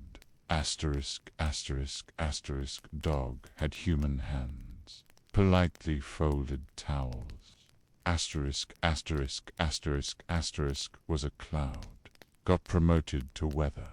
Asterisk, asterisk, asterisk, asterisk, asterisk, room too large, became sky, no ceiling.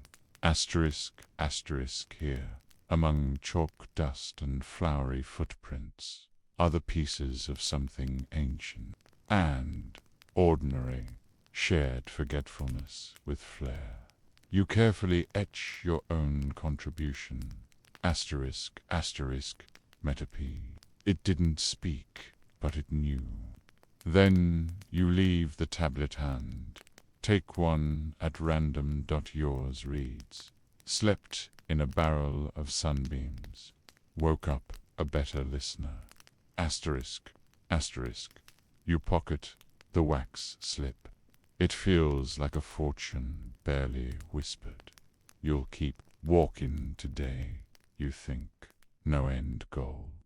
Just listening to footsteps, to old recipes passed in murmur, to skies rearranging themselves for afternoon. Rome is awake, and somehow so are you. Just softly. The day curls forward like steam from a warm bolu spined, unhurried, fragrant with the smell of baked things and someone's vague attempt at laundry. You carry the wax tablet in your hand gently, as if it might melt from too much purpose. The streets tilt toward the Forum now, though you're still pretending you haven't noticed. Ahead, the city's pace picks up, vendors call louder. Sandals strike stone with a bit more conviction. And two women argue over whether their neighbor's incense causes poor harvests or just poor attitudes. You let Rome wrap around you the way Rome does best, like a conversation you've joined mid-sentence, turning down a quieter lane flanked by sycamore trees and laundry lines. You find yourself in front of a small bookshop. You didn't plan on visiting one today, but it has exactly the look of a place that appears only when you need it, and smells like ink, dust, and the fading ambition of semi-retired philosophers. You step inside. It is gloriously the kind of disorganized only old wisdom can justify. Scrolls stuffed haphazardly into woven baskets, fragments stacked like sleepy towers, and one elderly man asleep at the counter with a quill still tucked neatly behind his ear. You don't wake him. That would be rude. Instead, you browse. A hand-lettered sign reads, asterisk, asterisk, dream manuals and interpretational guesswork, reduced price lightly, believed, asterisk, asterisk, You pick up a scroll titled Noctis Fragmenta, a catalogue of quiet events, dated somewhere between the reign of Hadrian and maybe yesterday, if the handwriting is to be trusted. You read, if you dream of barley floating in a copper bowl, you are remembering someone else's memory. If you dream of a staircase that goes sideways, don't follow it unless you're carrying a lemon. If you encounter someone who is both crying and sweeping in your dream, offer them your sandals. Greater than if you dream of the moon whispering, write it down fast. It won't repeat itself. It hates that. Naturally, you purchase it for 2 brass coins, and whatever meaning it can offer later. Historical fact of the hour. Romans viewed certain books, especially dream scrolls and omen recordings, as living companions to their daily lives. Collections, like Somnia, popularly dreams of the people, or the acclaimed Artemidorus Honora Critica. Gave frameworks for interpreting dreams, turning them into minor social events. These weren't mere superstitions, they were ways of mapping emotion, anxiety, desire, and insomnia long before therapy became a viable civic service. Obscure cultural tidbit. A few temples, actually, kept volunteer scribes who had watched over local dream patterns and wrote annual public summaries, essentially the Roman version of a dream census.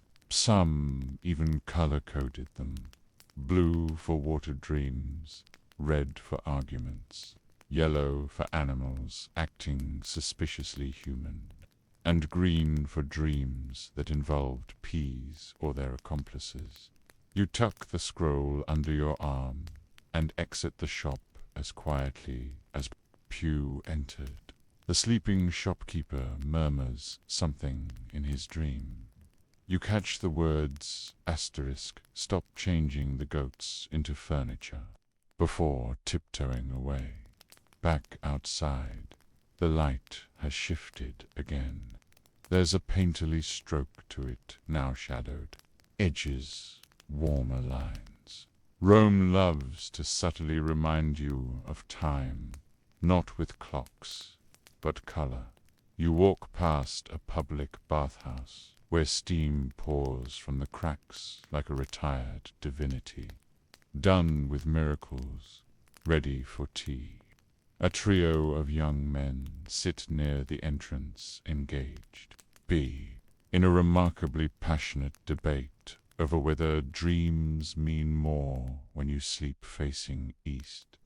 You consider weighing in, but their argument has reached the quoting poets at each other's stage, and honestly, nobody wins at that phase. Instead, you settle on a nearby bench, draped in olive tree shadow. The wax tablet in your pocket is warm now. You take it out, reread. It, greater than slept in a barrel of sunbeams, woke up a better listener. You let that settle into your bones. Part riddle, part reminders. Rome specializes in that dot. And just as you're halfway through constructing your own theory of sunbeam barrel therapy, a child runs past you, laughing hysterically and carrying a wooden bowl.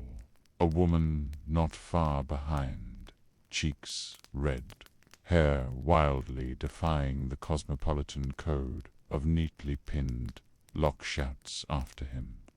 If you steal another offering bowl, I swear by Somnus, you'll dream of nothing but turnips for a week.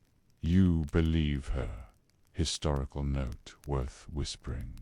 In Roman charm culture, it was widely believed that giving a dream offering to a household spirit, Lares or Penates, helped restore family harmony.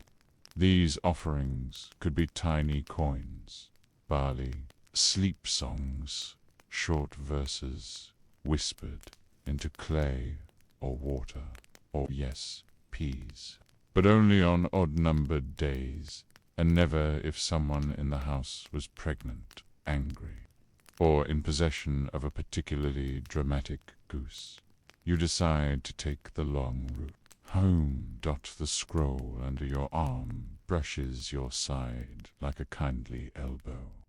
The wax charm warms again in your hand, and you realize, perhaps for the first time, that the best part of Rome isn't its noise or drama or show, it's how it holds space for people to walk slowly, to not know what they're walking toward, to meander properly. A bird lands on a clothesline. It looks at you like it has exactly one sentence of ancient divine wisdom to offer. Then it squawks loudly and pecks at a fig, which you take to mean, interpret with caution, good advice, really. You round a corner and pause there. In a courtyard shaded by pepper trees and mystery, stands an elderly woman arranging thin slices of fruit on a sun-bleached linen.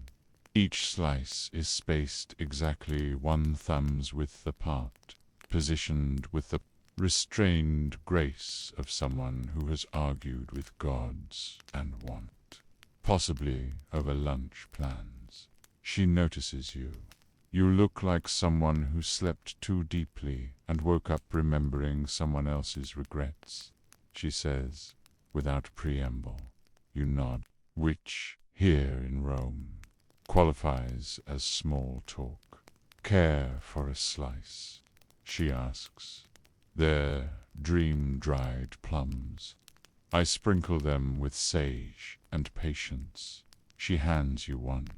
It's sweet, tangy, with that curious texture dreams sometimes have just before you forget them completely. You sit. She is called Tesha, she informs you. No elaboration. Probably because she doesn't feel the need to earn the name. It has existed longer than this courtyard. Probably longer than you. Tertia points to a small water bowl in the center of a carved stone table. She reaches in and pulls out a wet, curling piece of parchment.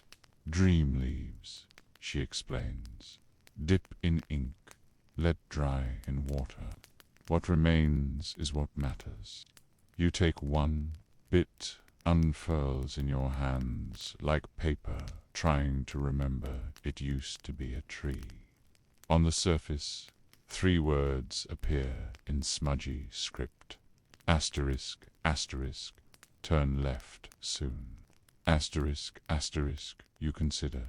I see, you say, intelligently. Good, she says. Foolish people ignore narrative cues, and ancient dreams hate being skipped. Your historical fact, spoken in her voice, in some private Roman households. Dream interpretation was handled not by a priest or philosopher, but the oldest woman in the family. She controlled the domus meals, sleep rhythms, and to some degrees upconscious traffic. Many grandmothers kept what was called a libra somniorum, or a dream scale, not to measure weight, but importance. A dream about singing sandals, worth a mention. A dream about drowning in olive oil, urgent. A dream about your cousin with goat hooves, that goes in the drawer labeled complicated. Tertia pulls another slice of plum from the cloth. You ever have the blanket dream? She asks. You shake your head. It's common, she says. You're in bed, but the blanket is too short. You can either cover your shoulders or your feet. not both. What does it mean? You ask, already knowing the answer will be gently unsettling. She smiles like someone watching a child flirt with fire. It means you can't hold everything, not at once. Something always breathes. She doesn't elaborate, and you don't ask her to. Instead, you watch the shallow water bowl ripple from a breeze that may not exist. Obscure cultural tidbit. Romans sometimes left dream water bowls outside their homes to catch passing thoughts. Symbols seen within the surface cloud reflections. A floating petal. A startled insect might suggest forms seen in sleep. One poet claimed his best verses came after watching a beetle struggle upstream in his courtyard's basin. Another claimed dreams could be rinsed off bread if dipped too quickly. That poet also believed bees carried envy. So, jury's still out. Tertia offers you one last question. Did you meet the pea yet? You blink. It blinked at me. You admit. She breathes in sharply through her nose. Lucky. You want to ask why. You don't. It feels like one of those mysteries best left under a fig tree, wrapped gently in linen and metaphor. You thank her for the conversation, the plum, and the invitation to interpret your own uncertainty.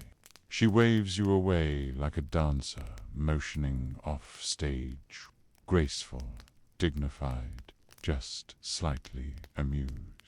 You return to the main road. The sun has stretched fully now, yawning into rooftops and warming the backs of pigeons who have opinions about everything.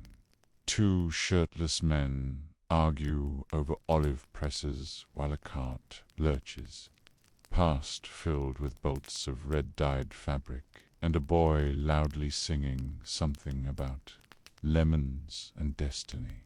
People are awake, but not all at once. You remember the slip from the dream exchange. Slept in a barrel of sunbeams. Woke up a better listener. You get it now. You really do. Dreams aren't messages. Not always. Sometimes they're just energetic whispers, asking, are you paying attention yet? And today, maybe you are. You pass a shaded wall bearing no faded graffiti. Asterisk, asterisk. He ate too many lentils and started speaking in riddles. Claudia below it. Someone has roughly carved a reply. Still a better conversation than dinner with Tiberius. Asterisk, asterisk. You laugh under your breath.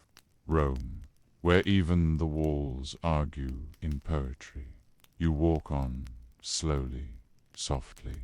The kind of walk that invites the day to meet you halfway, and somewhere behind you. A plum slice dries on linen. Dream ink vanishes into water. And Tertia smiles, because someone always does, when the story's just getting quiet. By now, the day has slipped neatly into its middle phase, where the sun holds steady like a well-balanced amphora, and the shadows begin to stretch just enough to say, let's not do too much more. You find yourself wandering back toward the fountain near your insula, the same one with a slightly judgmental dolphin. It's bubbling with exactly the sort of enthusiasm you don't currently feel, which is fine, because you're not here for enthusiasm. You sit on the outer rim of the basin, watching as the water makes its small journey from pipe to pool to gutter. Over and over, a few petals float across the surface like they have somewhere to be but no real desire to get there. There's someone already seated there, A tall, quietly elegant man, sipping from a cup carved with moons and vines. He wears what looks like a philosopher's robe or a curtain, depending on which direction the wind hits. "You're sitting at the thought end," he remarks, without looking over. You glance around, as opposed to... He points vaguely to the far side of the fountain. That's the remembering end. Ideas are born over here, but they return over there. Don't ask why. Water's got opinions. You strike up a cautious friendship. His name, Sultan. No title, no job mentioned, which usually means philosopher, dramatist, or terrible poet. Been dreaming often?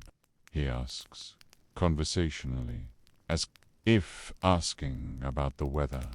Enough, you reply. He nods and takes a sip. Most here don't. Now there's a thought. Today's historical truth.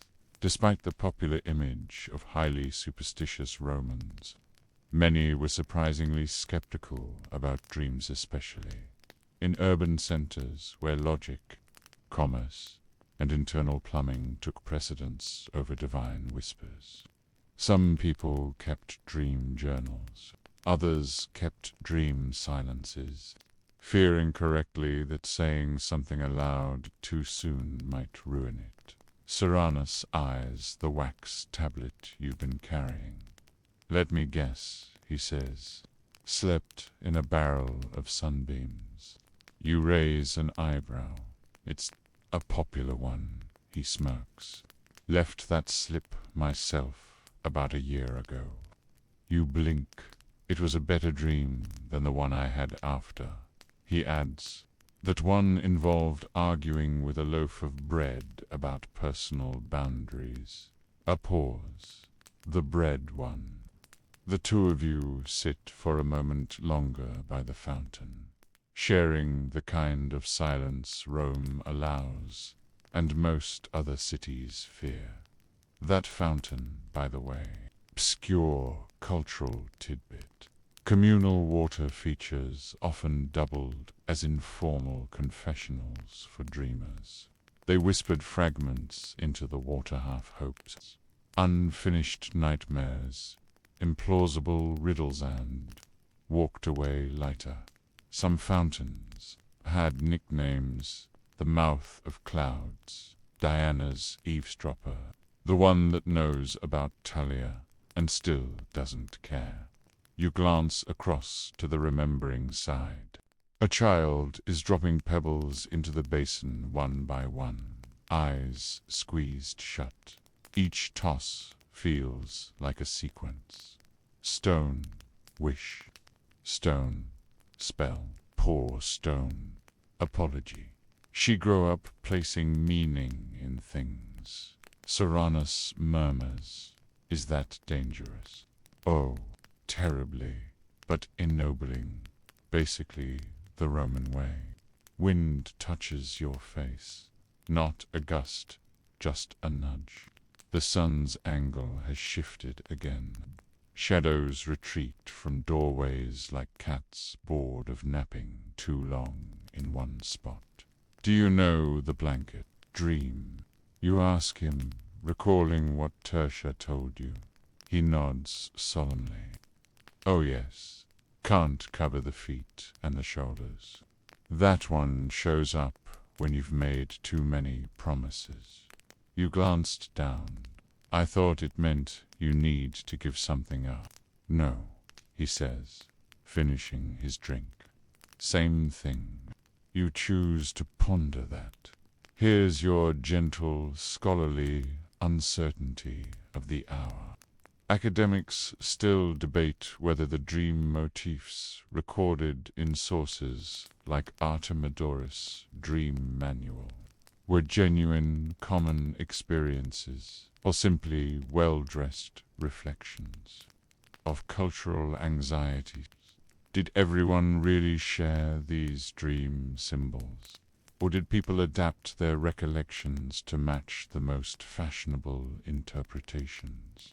Like citing flying because everyone else did, or inserting figs because Cicero once said something vaguely literary about them during dinner.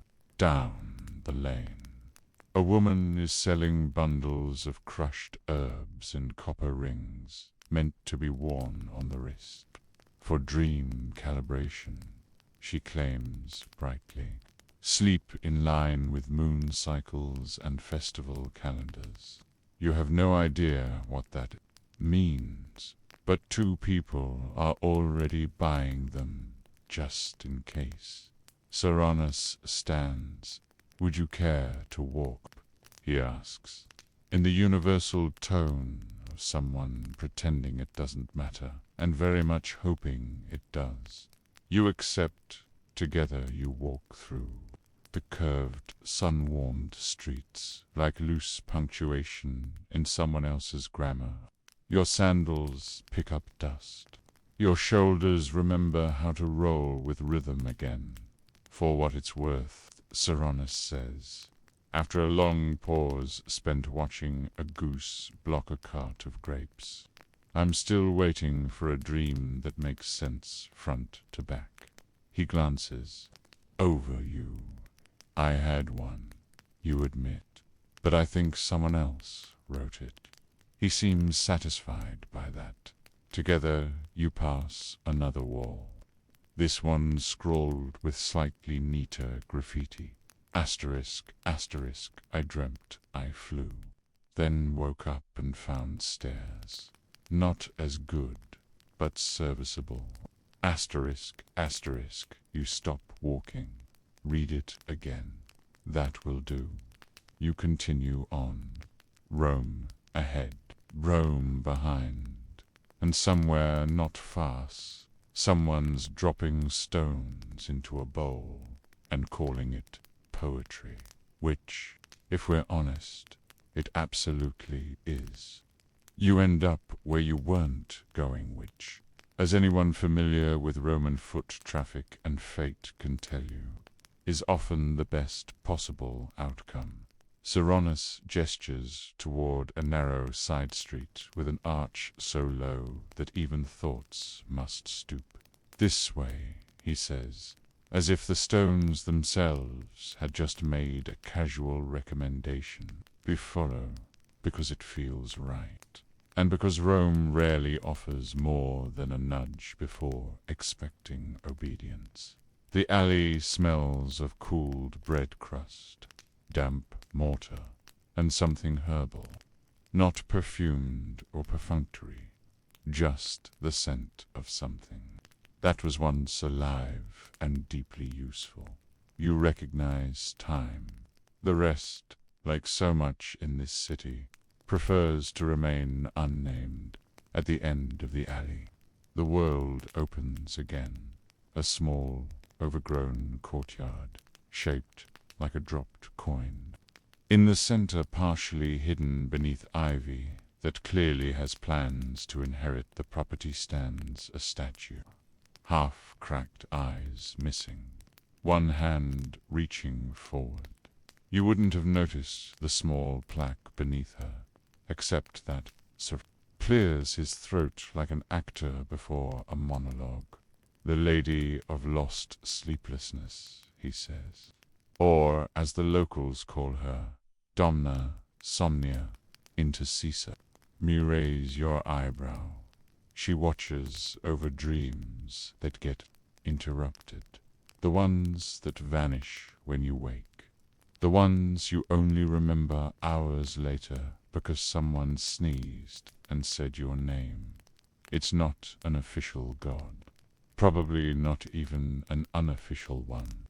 But Rome has never been limited by gods. It can explain historical fact for the hour.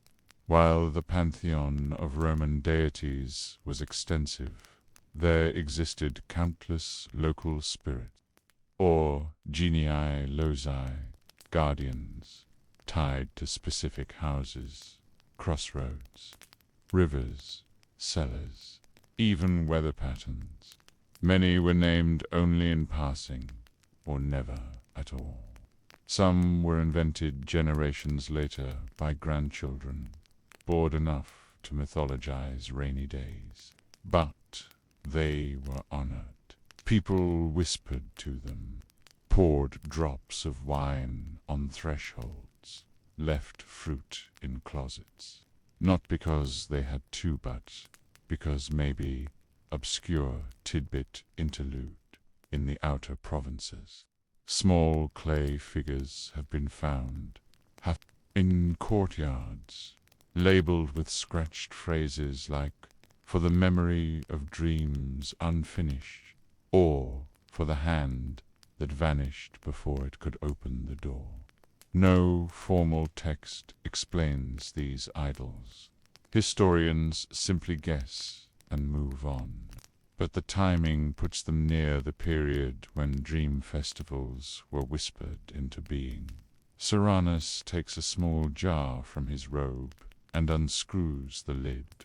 Inside, a single violet petal pressed flat between two slivers of linen.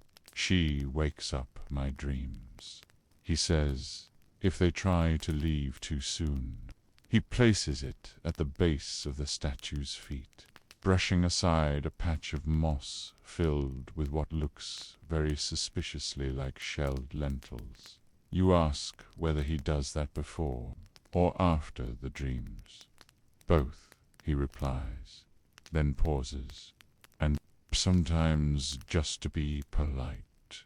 You like that answer. The sun overhead filters lazily through vines trained to be chaotic. Somewhere nearby, a person is playing a narrow flute that sounds like birds. Disagreeing over philosophy, you sit on an old bench that sags in the middle, like a person who's just remembered an embarrassing dream from 5 years ago, involving in-laws and a toga 3 sizes too small. Serranus asks, "Do your dreams come with sound or sensation?" Please think. Depends. Some taste like time. Some feel like rooms I haven't entered yet. He nods like that's completely normal. "I had one recently where I could feel guilt on my skin," he offers casually. "It brushed against me like fur. I woke up and realized I owed my neighbor olives." He shrugs. Dream logic. The breeze shifts. A small flock of tiny birds darts overhead, their shadows flicking across the cracked stones like syllables mid-sentence. You notice something new beneath the statue etched in the marble, but faint, half-hearted, like the carver either forgot or left mid-thought. A phrase, barely legible, asterisk, asterisk, "She keeps what cannot be folded." Asterisk, asterisk, you sit with that for a moment, letting the words steep. There's something comforting in the implication some things aren't meant to be tucked away. Some remain spacious, unfolded, possibly wrinkled, and that's fine. Serranus checks a small bronze pendant hanging round his neck. It features a wheel, a feather, and a line. The symbols are meaningless, he admits before you even ask. "I add a new one every time I have a good idea I immediately forget," he adds with a smirk, which, as it turns out, is often you stand. You've sat long enough. The statue needs no prayers, no candles. She carries the weight of unspoken dreams like an old porter tired of metaphors. Back in the alley, you turn to Serranus and ask if he's dreamt the P again. "I haven't dared," he replies. That P knew more about the Empire than the Senate does. Another pause. Then, "If I see it again, I might have to tell it something about myself." "What?" I don't know yet, he says. Depends how guilty I feel.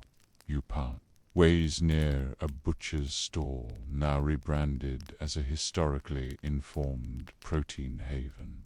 Naturally, the butcher laughs when asked and says, "It just means the goats are local." Serranus bows dramatically. "Walk slowly," he says, "and don't take shortcuts in the mind. They always add distance when you're not looking." And then he vanishes into the maze of Roman logic, the way only seasoned dreamers and philosophers can quietly, sideways, and possibly into a closet that leads to next week. You pause, then keep walking. No shortcut required. Afternoon in Rome arrives not with a shout, but with a nap. Shadows yawn wider, stretching across cobbled streets like tired dogs chasing the last rays of sun. The air thickens, still warm, still light, but now with that peculiar haze that implies, if you tried to move too fast, you might offend the city itself. No one hurries in this hour unless chased, and almost nothing's important enough for that. You, like any self-respecting Roman court, after lunch, with nowhere pressing to be, decide to drift. The wax tablet warms in your pocket again, like it's just remembered it has meaning. You pat it reassuringly. There's time. There's always time in this kind of hour. You pass beneath an arched colonnade shaded in gold and ochre, columns catching light like they're hoarding it. Someone's goat is tied to one of them with a length of ribbon far too festive for the goat's obvious mood. A boy selling cucumbers gestures wildly to a passing carriage. "These won't haunt your sleep," he yells proudly. The passenger waves but does not dare stop. You don't blame them. That doesn't sound like marketing so much as a warning. You duck into another square you haven't yet explored. It's quieter here, almost residential for the circular bench in the center, and the one feature that immediately captures your eye, a tall wooden post bearing hundreds of ties, ribbons. You approach. They're dream ribbons. Of course they are. Some frayed, some new, each scrawled with words slanted in ways suggesting speed, longing, or extremely bad posture while writing. They flutter when the breeze bothers to remember them. A sign rests at the foot of the post. Asterisk, asterisk, offer your dream. Take one you didn't earn. Asterisk, asterisk. Ethically vague, emotionally sincere. Decidedly Roman. You choose a yellow ribbon near the top, gently, so the others don't feel ignored. It reads, asterisk, asterisk. I climbed a staircase made of mirrors. At the top, I was still late. Asterisk, asterisk. You trace the words with your thumb. Beautiful. And unfortunately relatable. Here's your historical detour. Romans weren't just interested in interpreting their own dreams. They often swapped them. Public readings, shared dream poems, and even objects were passed between friends and neighbors in hopes that someone else could carry, relieve, or complete the imagery. One failed senator reportedly dreamt of defeat nightly until his brother adopted the dream by sleeping under his pillow. The brother promptly dreamt of victory and immediately lost 3 dice games afterwards. Win some, lose some. Obscure cultural gem in some corners of the empire. particularly in Etruscan-influenced villages. There was a tradition known as somnus vagans, the stealing sleep. It involved taking someone else's forgotten dream through the sharing of soup, seasoned with rosemary and fennel, followed by a whisper, "Let yours rest within me." Great for friendship, less great if the dream involved bees. You tie your own ribbon, red with uneven handwriting. Asterisk, asterisk, I became a crowd. Everyone had something slightly wrong with their sandals. Asterisk, asterisk, it feels right to give that to the breeze. You sit at the fountain nearby, one leg tucked under, the way philosophers do when they're about to say something forgettable and convincing. An old couple walks by, whispering furiously. You only catch one sentence. If he dreams about barley again, I swear I'll sleep in the atrium. A pigeon lands beside you, flutters its wings, huffs, and glares not at you specifically, but at the entire Roman Republic.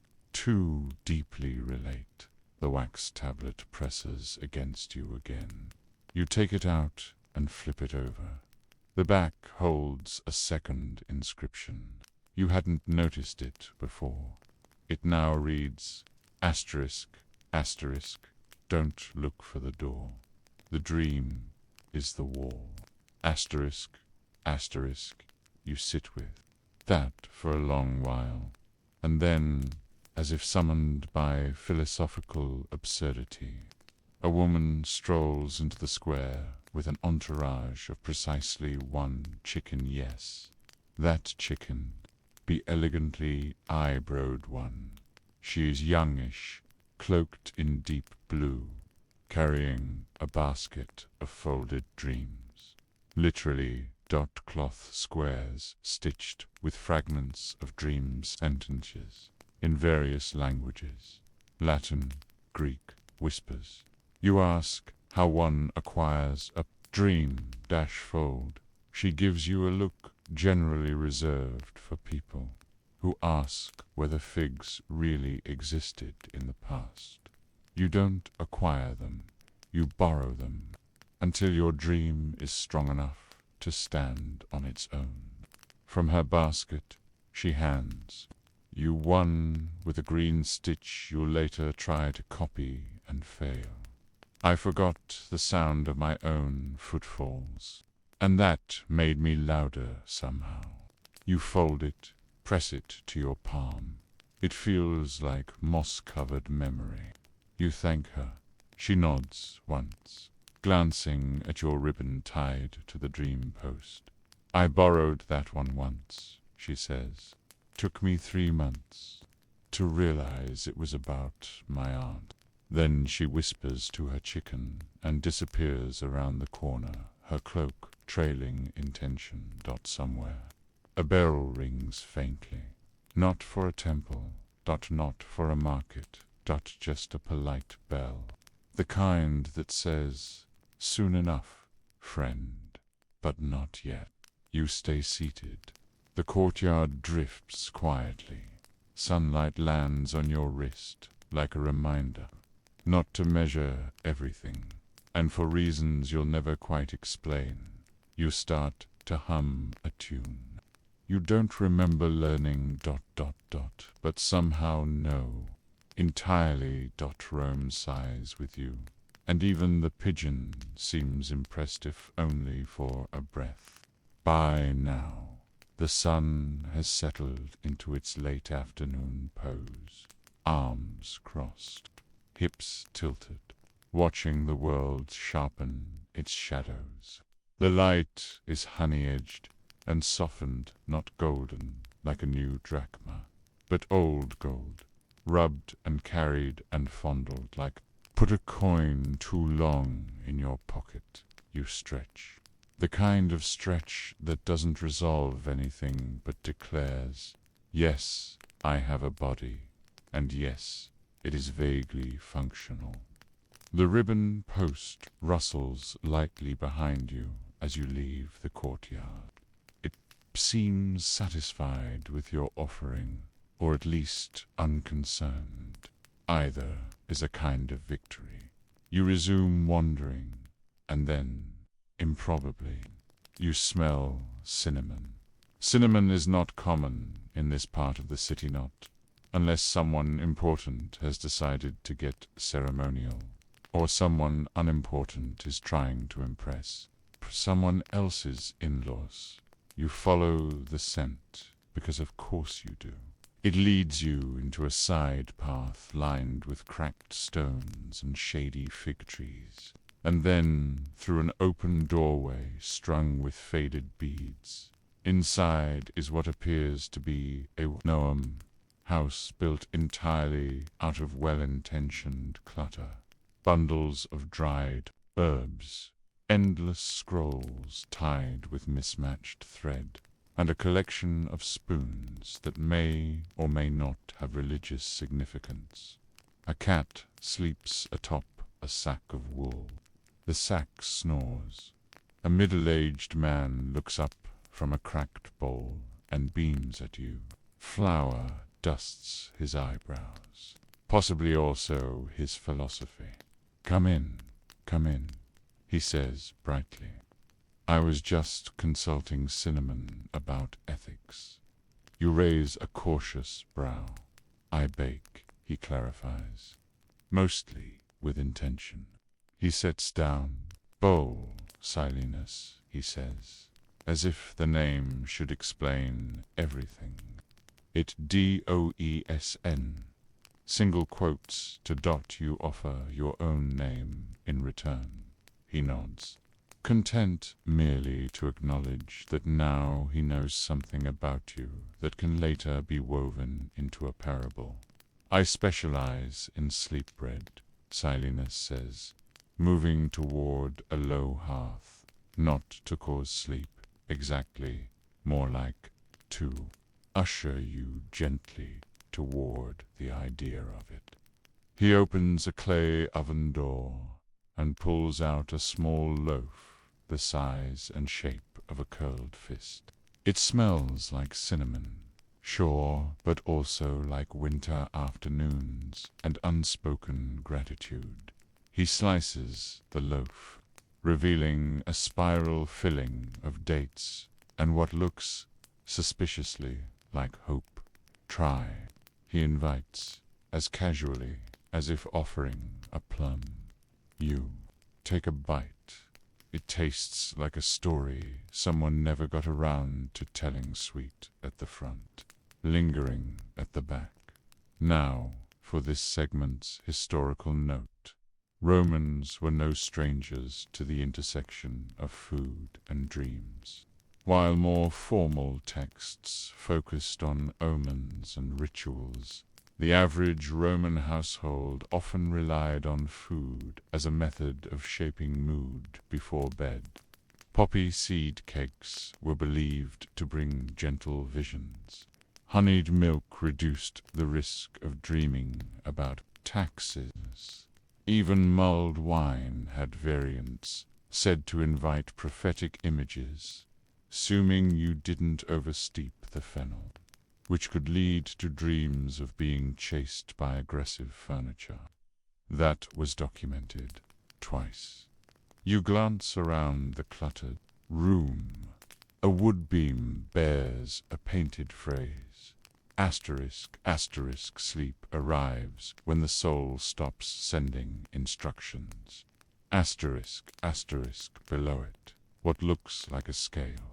Be a real one with shallow bronze pans and tiny weights labeled with oddities like salt, forgiveness, unfinished opinions, and opinions better left unfinished.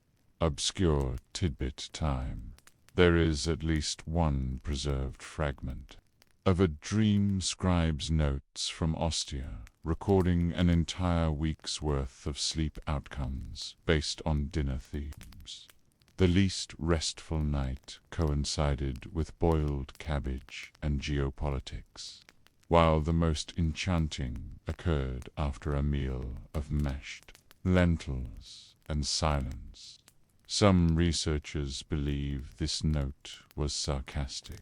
Others worry that it wasn't. You finish the loaf slice slower than necessary.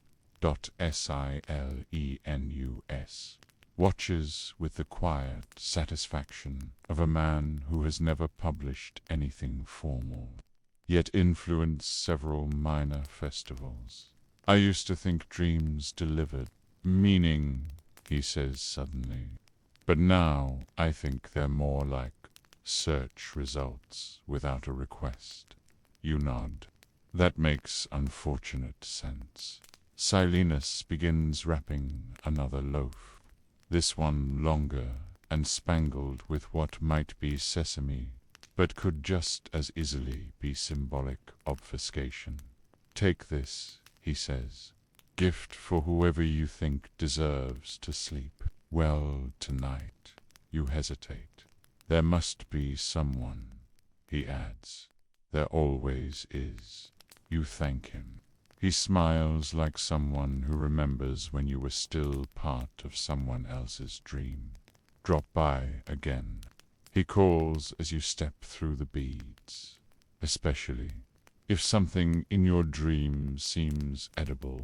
Back on the street, the world feels a fraction slower than before, as if the bread shifted something internal, like a dial reset, or at least dusted off. You carry the wrapped gift under your arm, guided now not by destination, but by the vague sense that someone, somewhere, is probably wishing just a bit too hard for rest tonight. And you're carrying a small vessel of dreams with a crust. Why not deliver it? As you walk, the city stirs around you. A woman shouts at her rooster for gaslighting the street. A young man strums a lyre out of tune, passionately. Someone drops a vase and pretends they meant to. You remind yourself, not every dream must be remembered. Some are just moments you bite into, softly and take with you, even if you never write them down. The wax tablet taps your thigh gently, still nested where it belongs. The ribbon you left on the post flutters somewhere, and you have bread. And maybe, just maybe, that's enough to make the night forgive whatever the day forgot. The light is now that particular shade of copper gold that only exists just before sunset, when the world breathes out slowly and the sky looks like it's remembering old poems. Rome begins its evening shift. The clamor of the day softens, replaced by the murmur of lanterns being lit, meals being served, and families drawing closer. You are walking toward the outer edge of the Subura, carrying Silenus's bread. It feels warm and round in your hands, a small carby anchor in the shifting currents of a Roman day. You're not quite sure where you're going, but the bread seems to have a destination in mind. Perhaps it's dreaming of a friendly table. You pass by an open-air laundry, where clothes still hang, glowing faintly in the fading light. A sheet billows gently, like a ghost sighing further on. A cart piled high with terracotta pots passes you, pulled by a very tired donkey.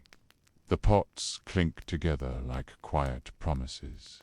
You hear a child's voice from within the cart. Are those for the dreams, mother? And a reply, weary but kind. Yes, my love, for the ones that need a new home. Your historical fact for this evening moment. Roman burial rituals often included placing items inside tombs that were thought to be useful in the afterlife. Coins, for the ferryman, food for sustenance, sometimes even favorite tools or toys. In some regional variants, small, empty ceramic pots were included.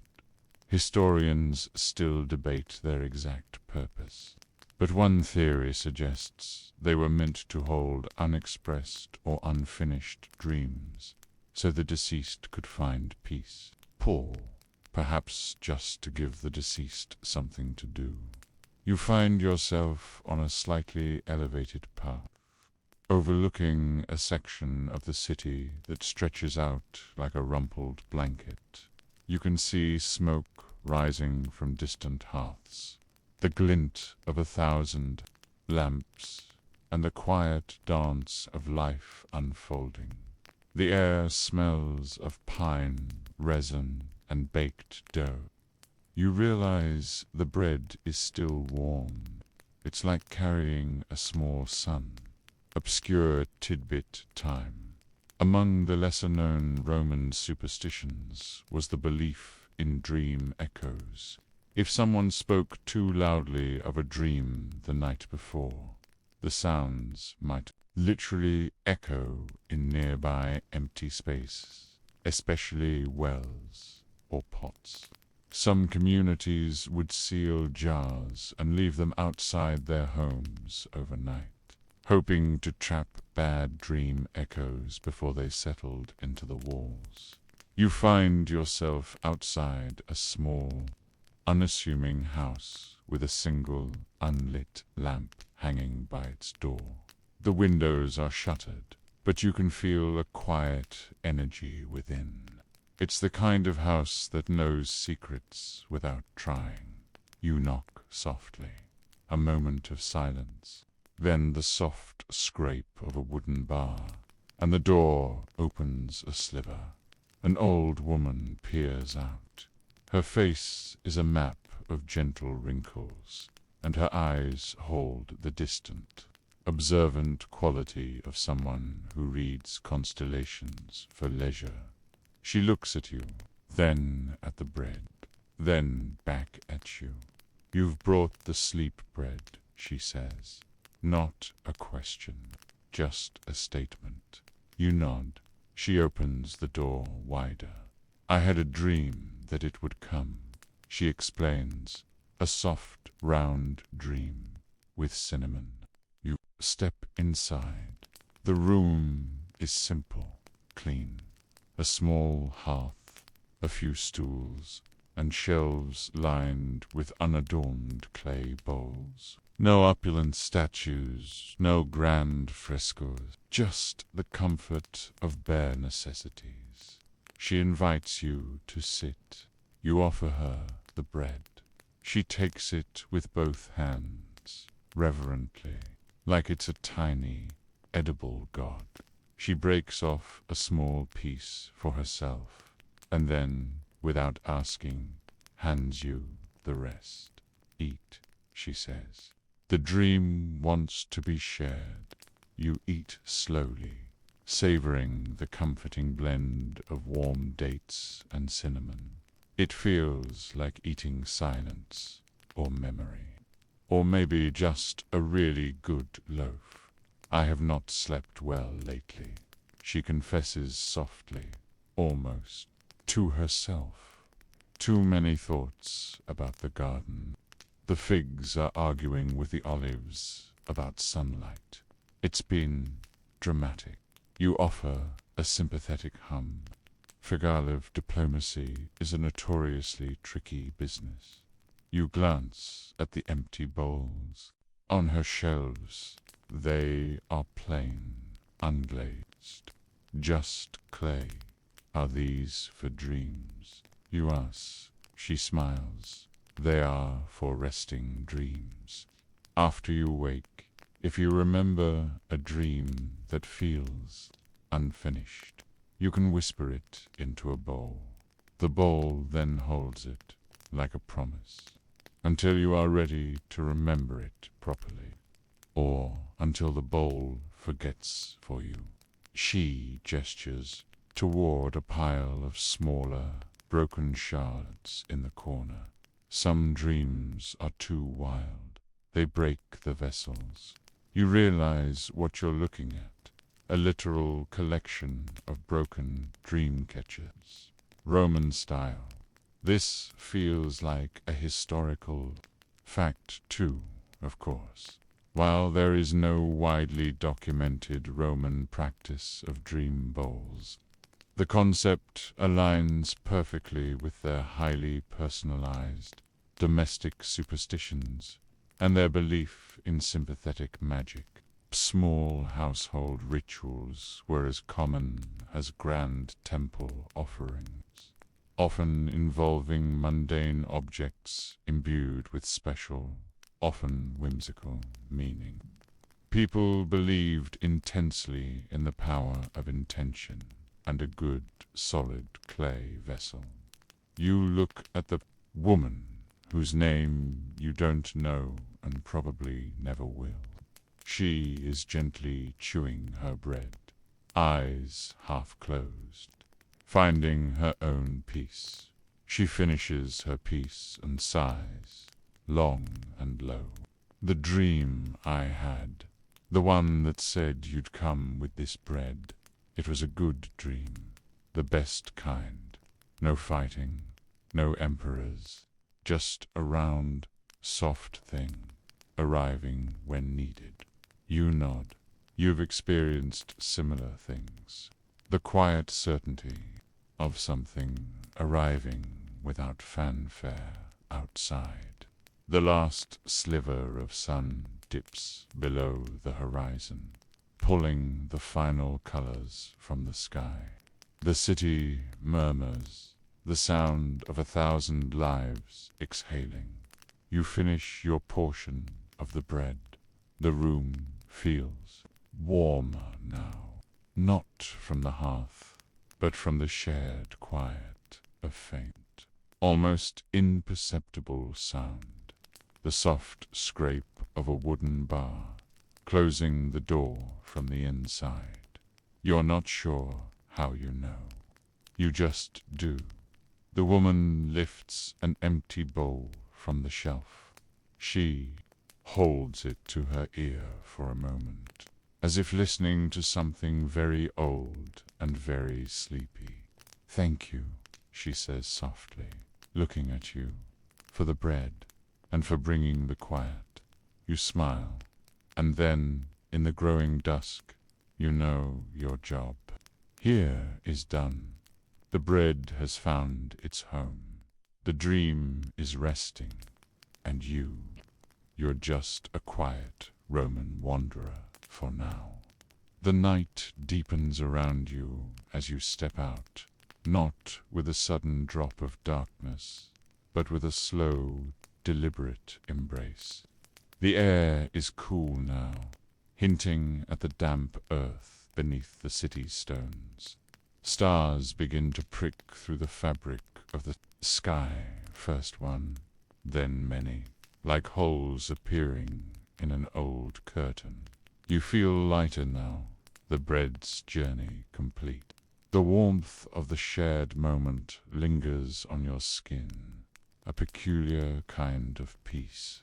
It's the feeling you get when you've handed off a burden you didn't even know you were carrying.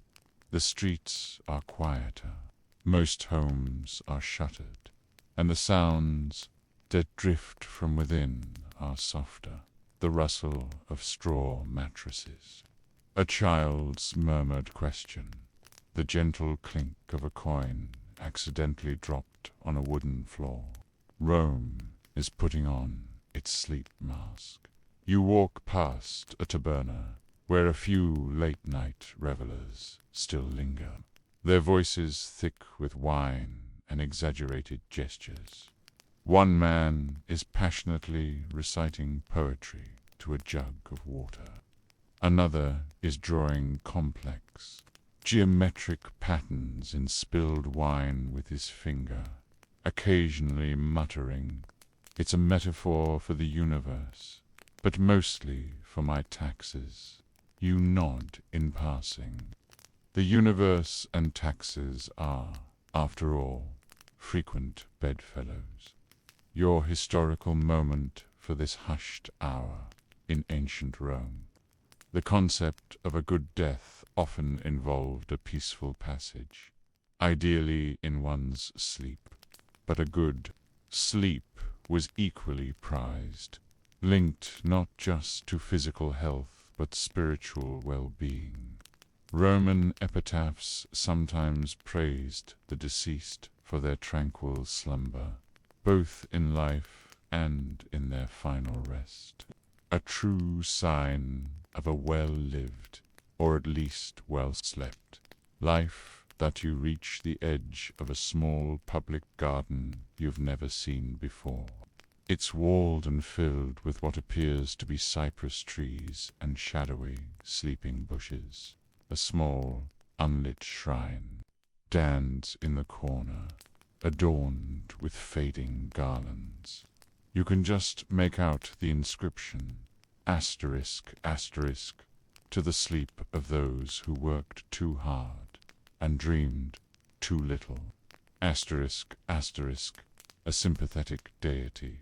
Clearly, you sit on a stone bench, worn smooth by countless nights. The air smells of damp earth, cypress, and something faintly floral, perhaps forgotten offerings. You take out the wax tablet given to you at the dream exchange. You reread the inscription again, letting the words drift, greater than slept in a barrel of sunbeams. Woke up a better listener. And then you flip it. The new inscription, previously unseen, now glows faintly in the ambient light, greater than don't look for the door. The dream is the wall. You hold the tablet for a long time. It feels heavier now, not in weight, but in quiet significance. It's the kind of message that makes you nod slowly, as if you've been expecting it all along. Obscure tidbit to quiet the mind.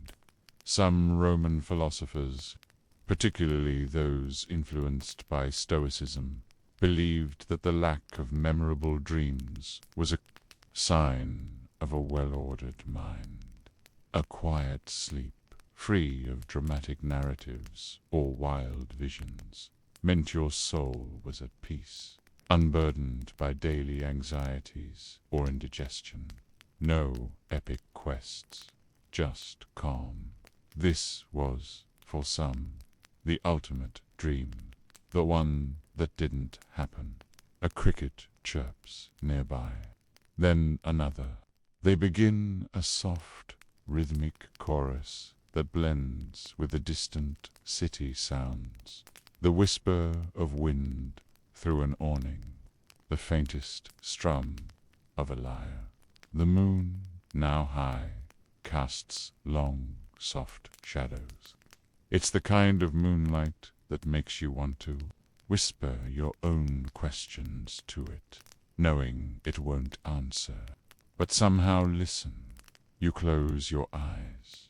You think of the pea that blinked, of the temple of interrupted dreams, of the bread that tasted like forgotten stories, of the woman who knew cinnamon would lead you to her. And you realize the true story isn't about peas. It's about the spaces between things, between waking by and sleeping, between knowing and wondering, between a thought and its whisper. Historians still debate whether Romans truly understood the psychological depth of their dream interpretations. But perhaps, like us, they just used the framework. They had gods, food, symbolisms to talk about the things that made their subconscious minds buzz and their bodies feel heavy with a day's worth of worry. And then they slept. You find a small, flat stone, smooth on one side. You take the stylus from the wax tablet, and with careful, sleepy movements, You scratch a new thought onto it. Asterisk, asterisk, some paths are walked by shadows. They know the way home. Asterisk, asterisk, you place the stone at the base of the sleep shrine, beside a faded garland and what looks like a very old, very patient snail. It's an offering, perhaps, or perhaps just a note to yourself. The garden exhales around you. The world tilts toward deeper rest. You rise slowly. Your feet feel light, your shoulders unburdened. You walk towards the moon, not with purpose, but with a quiet kind of understanding. The city sleeps, and now so do you, or you will soon. You drift through the garden's gate, the iron latch clicking softly behind your sound that feels more like a lullaby than a lock. The city is quieter now, the kind of quiet that's not empty but full of dreams, of secrets, of the gentle negotiations between sleep and memory. You walk slowly, letting your sandals find their own rhythm on the stones. The air is cool and carries the scent of night-blooming flowers, jasmine, perhaps, or some Roman cousin of it, opening only when the world is too tired to notice. A dog barks in the distance, then thinks better of it. Somewhere a baby cries, but the sound is quickly soothed by a mother's song, a melody older than the city itself. You pass a row of houses, their windows glowing faintly with lamplight. Behind one, you hear the soft cadence of a bedtime story, something about a clever fox and a very gullible senator. You smile. Some stories never change, only the names. You pause at a crossroads where a small altar stands, half hidden by a wild tangle of rosemary and mint. Offerings have been left here. A coin, a crust of bread, a single feather, and a tiny clay bowl filled with dried peas. You can't help but laugh softly. Even here, the peas have found their place. Here's your historical fact for the night. Crossroads in Rome were considered places of power and uncertainty.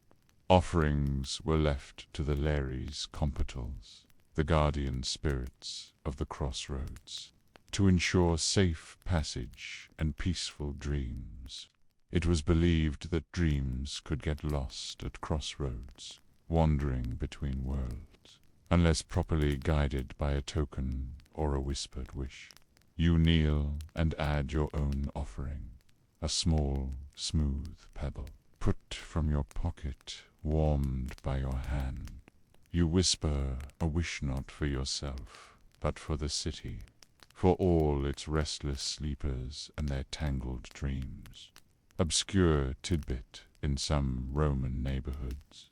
It was customary to sweep the crossroads at dusk, not just for cleanliness, but to clear the way for good dreams to find their way home. Some even sprinkled wine or milk on the stones, a gentle bribe for the spirits to keep nightmares at bay.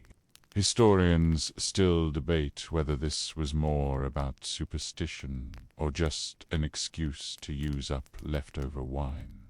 You rise and continue on, feeling the city's pulse slow beneath your feet. The moon is higher now, silvering the rooftops and turning. Poured every puddle into a tiny, trembling mirror. You pass a baker's shop. The oven's long since cooled, but the scent of flour and yeast lingers in the air.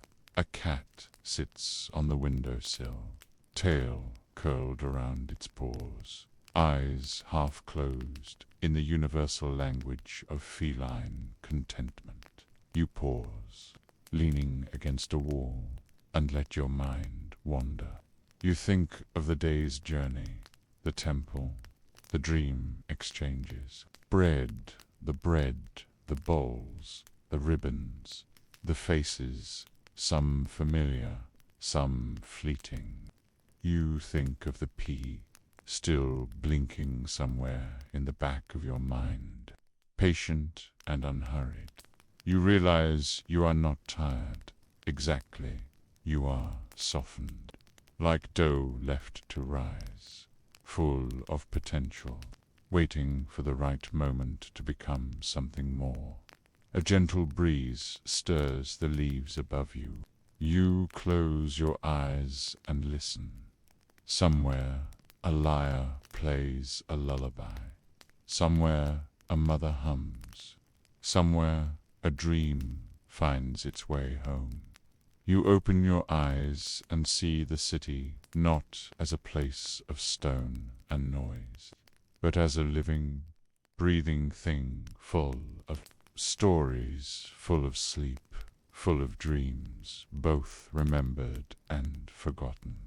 You walk on slowly, letting the night carry you and roam. In its infinite wisdom, lets you go just far enough to find your own way back. You wander, letting the city's gentle hush guide you, until you find yourself in a narrow lane you don't quite remember ever seeing before. The stones here are older, worn smooth by centuries of feet, and the occasional runaway goat. The walls lean in as if sharing secret, and the air is thick with the scent of lavender and something faintly medicinal, perhaps the residue of a long-ago apothecary. A single lantern glows at the far end, its light soft and golden, pooling on the ground. Like spilled honey, you follow it, because that's what you do in Rome at night. You follow the light, even if you're not sure what you're looking for as you approach. You see a small wooden sign hanging above a door. Somnia, it Herbie, dreams and Perbs. The door is slightly ajar, as if expecting you. Inside, the shop is a world unto itself.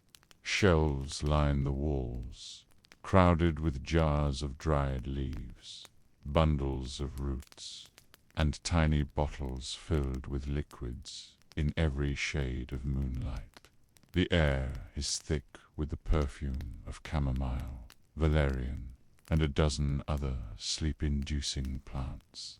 A low table in the center holds a collection of small hand-painted boxes, each labeled with a different dream: peaceful river, lost garden, unfinished song. Behind the counter sits a woman of indeterminate age, her hair streaked with silver, her eyes bright and sharp. She looks up as you enter, and her smile is the kind that makes you feel as if you've just remembered something important. "Welcome," she says, her voice as soft as the herbs that fill the room. "Looking for a dream or hoping to leave one behind?" You hesitate, then admit a bit of both, "I think." She nods, as if this is the most reasonable answer in the world. Most people are. She gestures to the boxes. "Choose one, or let one choose you." You reach out, your hand hovering over the painted lids. Your fingers settle on a box labeled Unfinished Song. You open it. Inside is a small sachet of dried petals and a slip of parchment. You read the parchment. Asterisk, asterisk, if you dream of music with no ending. Hum it softly in the morning. The day will finish the tune for you. Asterisk, asterisk, you smile, tucking the sachet into your pocket. Here's your historical fact for this hour. Romans believed in the power of herbs, not just for healing the body, but for shaping the mind and spirit. Sleep mixtures were common infusions of poppy, lavender, or wild lettuce, sometimes mixed with honey or wine. Some even believed that sleeping with certain herbs under your pillow could invite specific dreams or keep nightmares at bay. The line between medicine and magic was, as always, deliciously blurred. Obscure tidbit: in some Roman households, it was customary to burn a pinch of rosemary or bay leaf before bed, not just for the scent, but to clear the air of lingering worries. Some even wrote their fears on scraps of parchment and tossed them into the flame, watching the smoke carry their troubles away. Historians still debate whether this was effective, but it certainly made for a more fragrant night. The woman behind the counter pours you a cup of something warm and fragrant. For the road, she says. It helps you remember only what you need. You sip. The taste is gentle, floral, with a hint of something you can't quite name, like the memory of a lullaby. You thank her, and she nods, already turning back. To her, jars and boxes, her world of dreams and herbs. You step back into the night, the sachet warm in your pocket, the taste of the tea lingering on your tongue. The lane is even quieter now, the lanterns light softer, the city's heartbeat slower. You walk on, feeling the weight of the day slip from your shoulders, replaced by something lighter, something almost like hope. And somewhere in the back of your mind, a song you don't quite remember begins to hum itself to sleep. You walk on, the city now, a patchwork of shadows and soft lamplight, every window a small universe of its own. The sachet of unfinished song rests in your pocket, its scent rising with each stepper, gentle reminder that not every melody needs an ending, and not every story needs a point. The streets are nearly empty now. You pass a baker's cart, shuttered for the night. The last crumbs of the day's bread scattered for the birds, and, inevitably, the city's more ambitious mice. A dog dozes beneath the cart, dreaming, perhaps, of a world where bread falls. From the sky, you pause at a crossroads, the same one you visited earlier, and notice that the bowl of peas has been replaced by a small pile of rose petals. Someone has swept the stones clean, and the air feels lighter, as if the city itself has exhaled.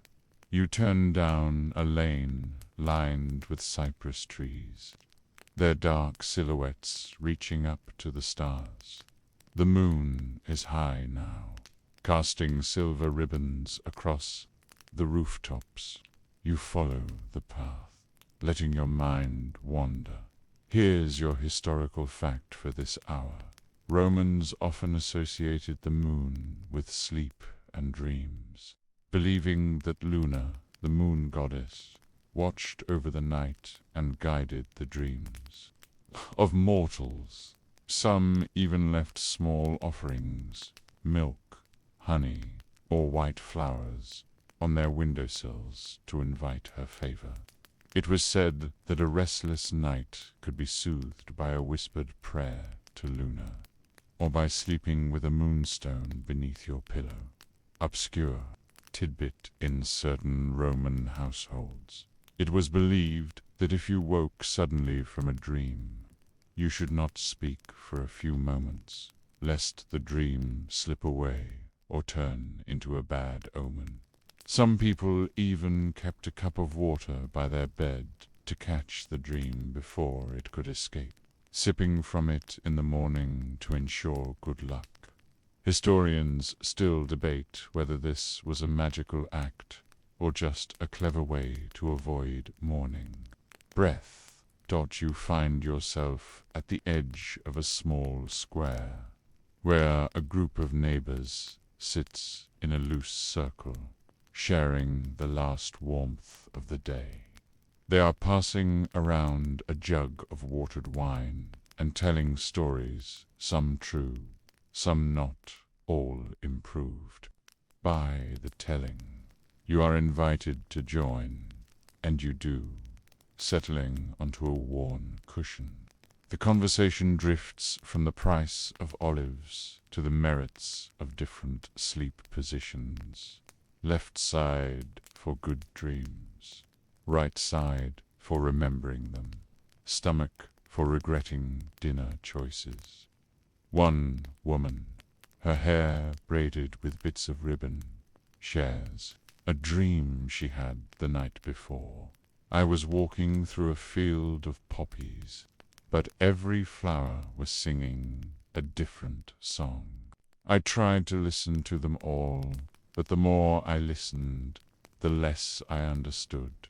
When I woke, I could still hear the music, but only in my left ear. The group laughs, not unkindly.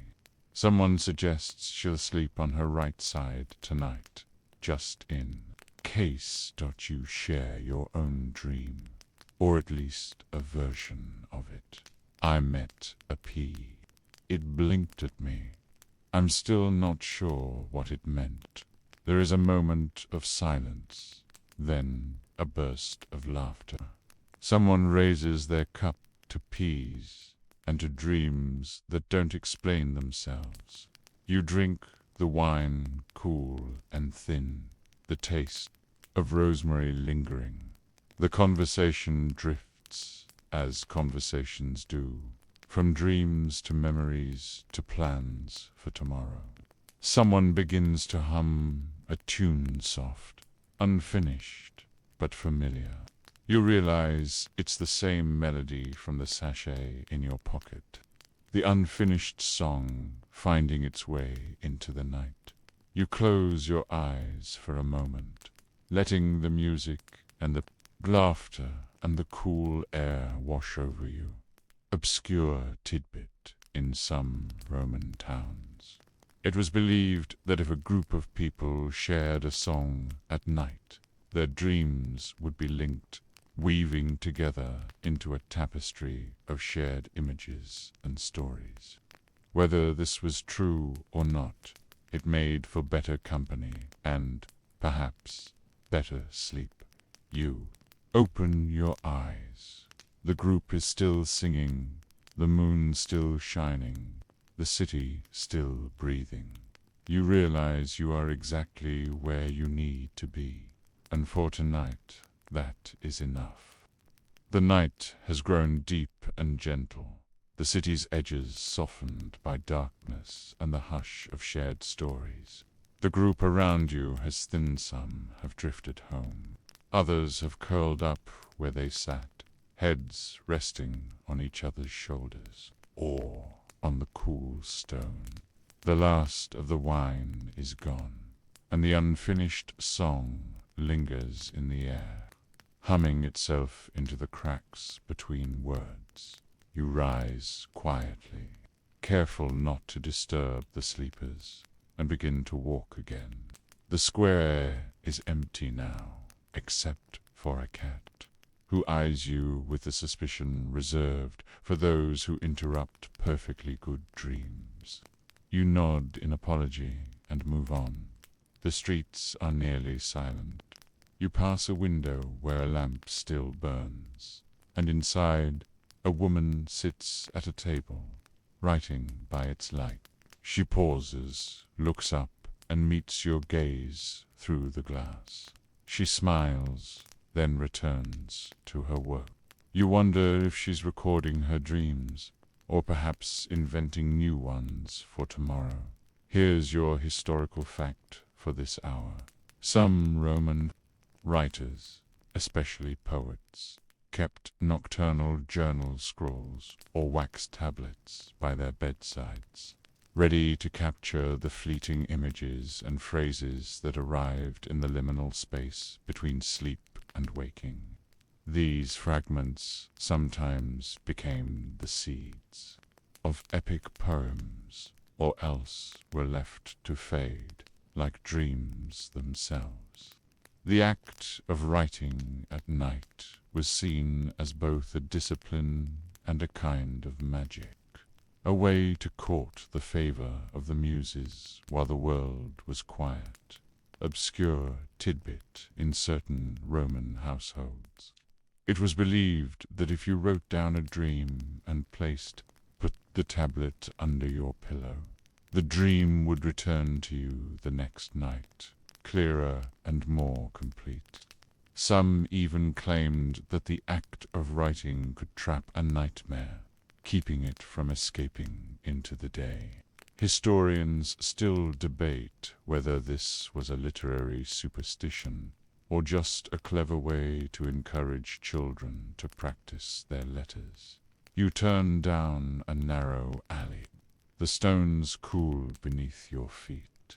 The air is thick with the scent of night, flowers and distant bread. You pass a small shrine set into the wall, its niche filled with offerings. A sprig of rosemary, a coin, a tiny clay figure of a sleeping child. Someone has left a line of poetry scratched into the plaster. Asterisk, asterisk, let the night be gentle. Let the dreams be kind.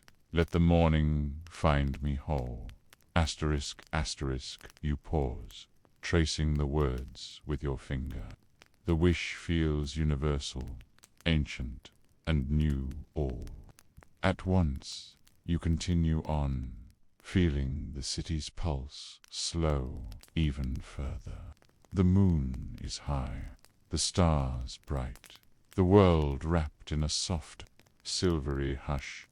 You find yourself at the edge of a small park, where a few benches circle a dry fountain. You sit, letting the cool air settle around you. The sachet of asterisk unfinished. Song asterisk is still in your pocket, its scent mingling with the night. You close your eyes, listening to the quiet. Somewhere a night bird calls. Somewhere a door closes softly. Somewhere a dream begins. Obscure tidbit. In some Roman families, it was customary to end the day with a simple ritual standing at the threshold, facing the night and whispering a hope or a gratitude into the darkness. It was believed that the night would carry these words to the gods, or perhaps just hold them safe until morning. You whisper your own hope into the night, not for answers, but for rest, for gentle dreams, for the kind of sleep that leaves you lighter. The city listens, and for a moment you feel the whole world exhale. You linger on the bench, the night air cool against your skin, the city's hush settling deeper. The dry fountain before you is ringed with moonlight, its empty basin, holding nothing but shadows and the memory of water. You imagine it filled, not with water, but with dreams each, one a ripple, a reflection, a secret waiting for morning. You lean back, letting your head rest against the smooth stone. The sky above is a tapestry of stars, some bright, some barely. There, all of them, ancient and indifferent. You wonder how many dreams have been wished upon them, how many hopes have drifted upward, carried by the breath of sleepers.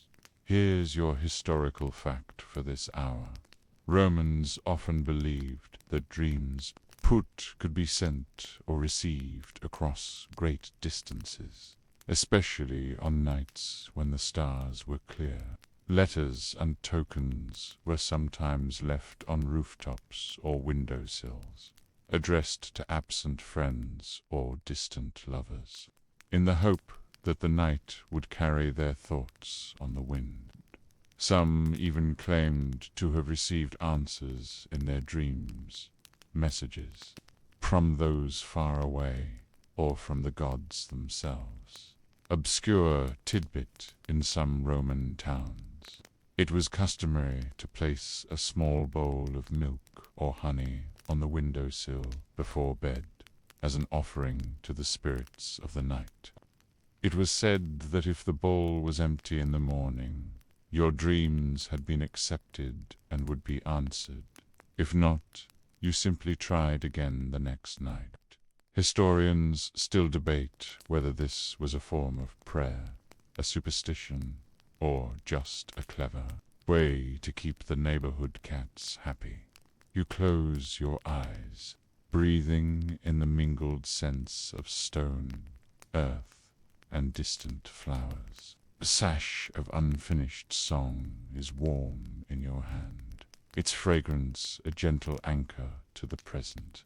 You let your mind drift, following the slow current of your own thoughts. You remember the day's journey, the temple, the bread, the bowls, the ribbons, the faces and voices, the laughter and the quiet. You remember the pea blinking in the dream, patient and enigmatic. You realize that you have not solved the mystery of the pea, nor have you unraveled the logic of Roman dreams. But you have learned something softer, something quieter, that not every question needs an answer, and not every story needs an ending. A gentle breeze stirs the leaves above you. You hear the faintest echo of the unfinished song humming itself into the night. You open your eyes and look around. The city is still, the world at rest. You feel a sense of belonging, not to a place, but to a moment, to a night, to the shared experience of being alive and a little bit lost. You rise from the bench, stretching your arms overhead. The stars seem closer now, the night more intimate. You walk slowly, savoring the last steps of the day. You pass a window where a candle burns low, its flame flickering in the darkness.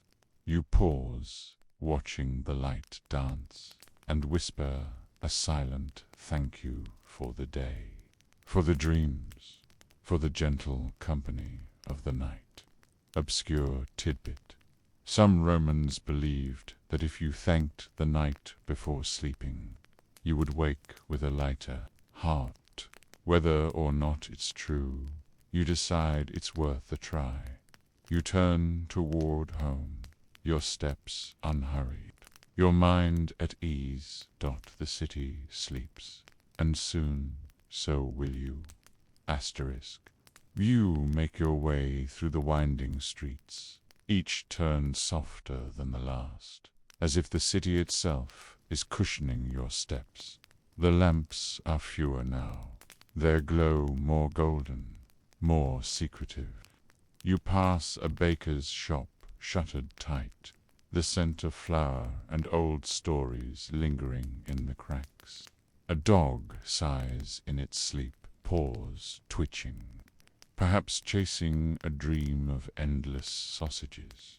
You pause at a familiar archway, one with a statue foot, still standing guard, still unbothered by the passage of time or the weight of dreams. You nod to it, a silent acknowledgement of all the things that endure, even as everything else drifts. Your insula is quiet. The stairs creak in greeting as you climb, the sound echoing up through the darkness. You reach your door, push it open, and step. Inside, the room is cool, the air tinged with the scent of dried herbs, and the faintest memory of last night's candle. You set the sachet of unfinished song on your bedside table, next to the chicken charm and the wax tablet. The lamp flickers as a pew lighted, casting gentle shadows on the walls, shapes that look, for a moment, like old friends waving goodnight. You sit on the edge of your bed, letting the day settle around you. The city's sounds are distant now. A cart rolling over cobblestones, a laugh carried on the wind, the soft hush of someone singing a lullaby to a restless child. Here's your historical fact for this hour. In Roman homes, the end of the day, is often marked by a simple ritual, washing hands and face, changing into a clean tunic, and offering a quiet word of thanks to the household gods. Some families placed a small bowl of water or wine on the hearth, a gesture of gratitude for the day's safe passage and a hope for peaceful sleep. Obscure tidbit in some household. It was believed that if you whispered your worries into a piece of bread and left it on the windowsill, the night would carry them away. If the bread was gone in the morning, your troubles had been taken. If not, you simply tried again, or perhaps added a little honey for extra persuasion. Historians still debate whether this was a magical act or just a clever way to feed the birds. You follow your own version of the ritual. You wash your hands in the basin, the water cool and clear. You change into a soft tunic, the fabric warm and comforting. You sit for a moment, eyes closed, and offer a silent word of thanks to the city, to the night, to the dreams that have kept you company. You lie back on your bed, pulling the blanket up to your chin. The room is dark now, except for the gentle glow of the lamp and the faint shimmer of moonlight through the window. You listen to the quiet, to the slow, steady rhythm of your own breath. You feel the weight of the day slip away, replaced by a gentle anticipation for whatever dreams may come. Obscure tidbit. Some Romans believed that if you fell asleep with a question in your mind, the answer would come to you in a dream, not tonight, then someday, when you were ready to hear it. You close your eyes, letting the question drift. What do the peas mean? Why do dreams linger? Will tomorrow be as gentle as tonight? You don't need the answers now. You only need the quiet and the promise of sleep. Waiting just beyond the edge of thought, the city breathes, and you, at last, begin to drift. Sleep comes, slowly, like a careful guest, pausing at the threshold before entering. You lie in the gentle dark, the city's distant hush wrapping around you like a second blanket. The sachet of unfinished song releases its fragrance, soft, floral, a lullaby for the senses. The chicken charm stands sentinel on your table, eyebrow raised, as if daring any nightmares to try their luck. You let your mind wander, not chasing thoughts, but letting them float by, like petals on a stream. The day's images drift in and out, the bread, the bowls, the ribbons, the faces, the pea blinking in the dream. Each memory is softer now, less urgent, more like a story told by someone who knows you're already half asleep. Here's your historical fact for this hour.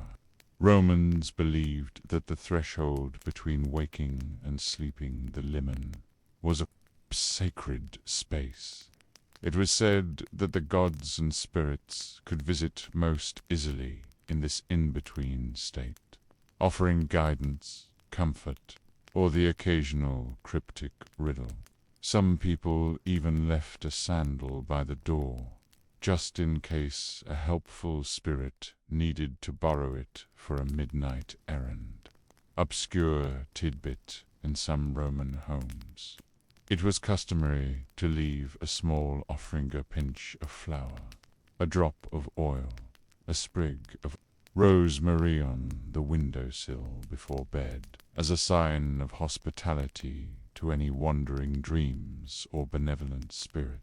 If the offering was disturbed by morning, it was considered a good omen. If not, well, there was always tomorrow. You feel yourself slipping further, the world of waking receding like a shoreline behind you. The room grows larger and smaller at once, the shadows deepening, the lamp's glow fading to a gentle pulse. You dream, or perhaps you only imagine you do. You are walking through a field of barley, the stalks whispering secrets as you pass. The sky is a deep, endless blue, and the air is filled with the scent of bread and wildflowers. In the distance, you see a table set for a feast, bowls and loaves, and yes, a single pea on a silver dish, glinting in the sunlight. You approach the table, but before you can sit, the scene shifts. You are in the temple again, the walls lined with dream tablets, the air thick with incense, and the soft murmur of sleeping voices. Ebutius is there, sweeping the floor, and Marula sits by the window, humming the unfinished song. You ask them, what do the peas mean? They smile, as if you've asked the only question that matters.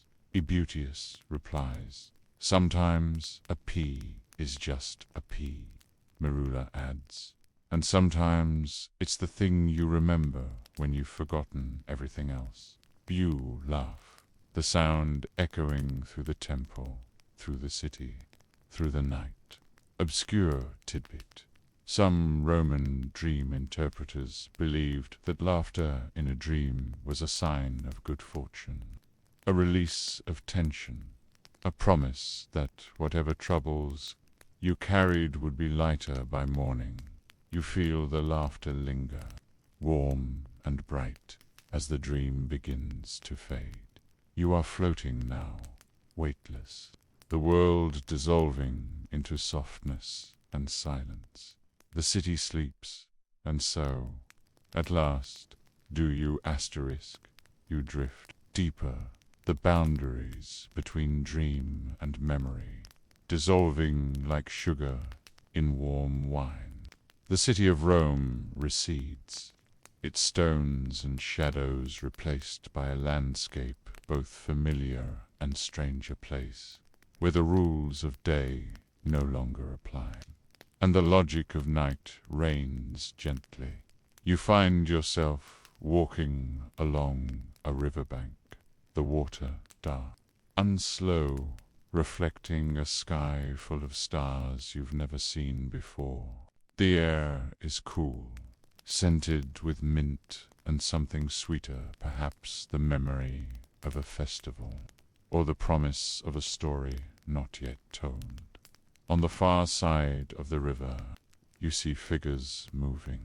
Some you recognize, others you only sense. They wave, or perhaps only shimmer, their outlines blurred by the mist. You feel no fear, only a quiet curiosity. as if you are being invited to witness something important and very old. Here's your historical fact for this hour.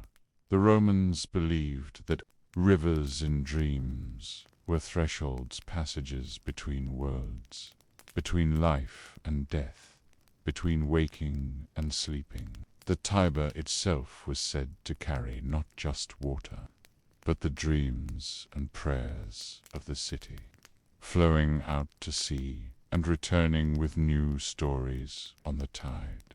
Obscure tidbit in some Roman dream manuals. It was written that if you dreamed of crossing a river, you would soon leave behind a worry or a regret. If you dreamed of standing on the bank, watching the water flow, it meant you were ready to let go of something, even if you didn't know what it was yet.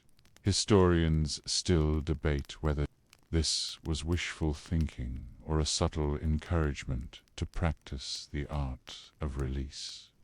You kneel by the river, cupping your hands to drink.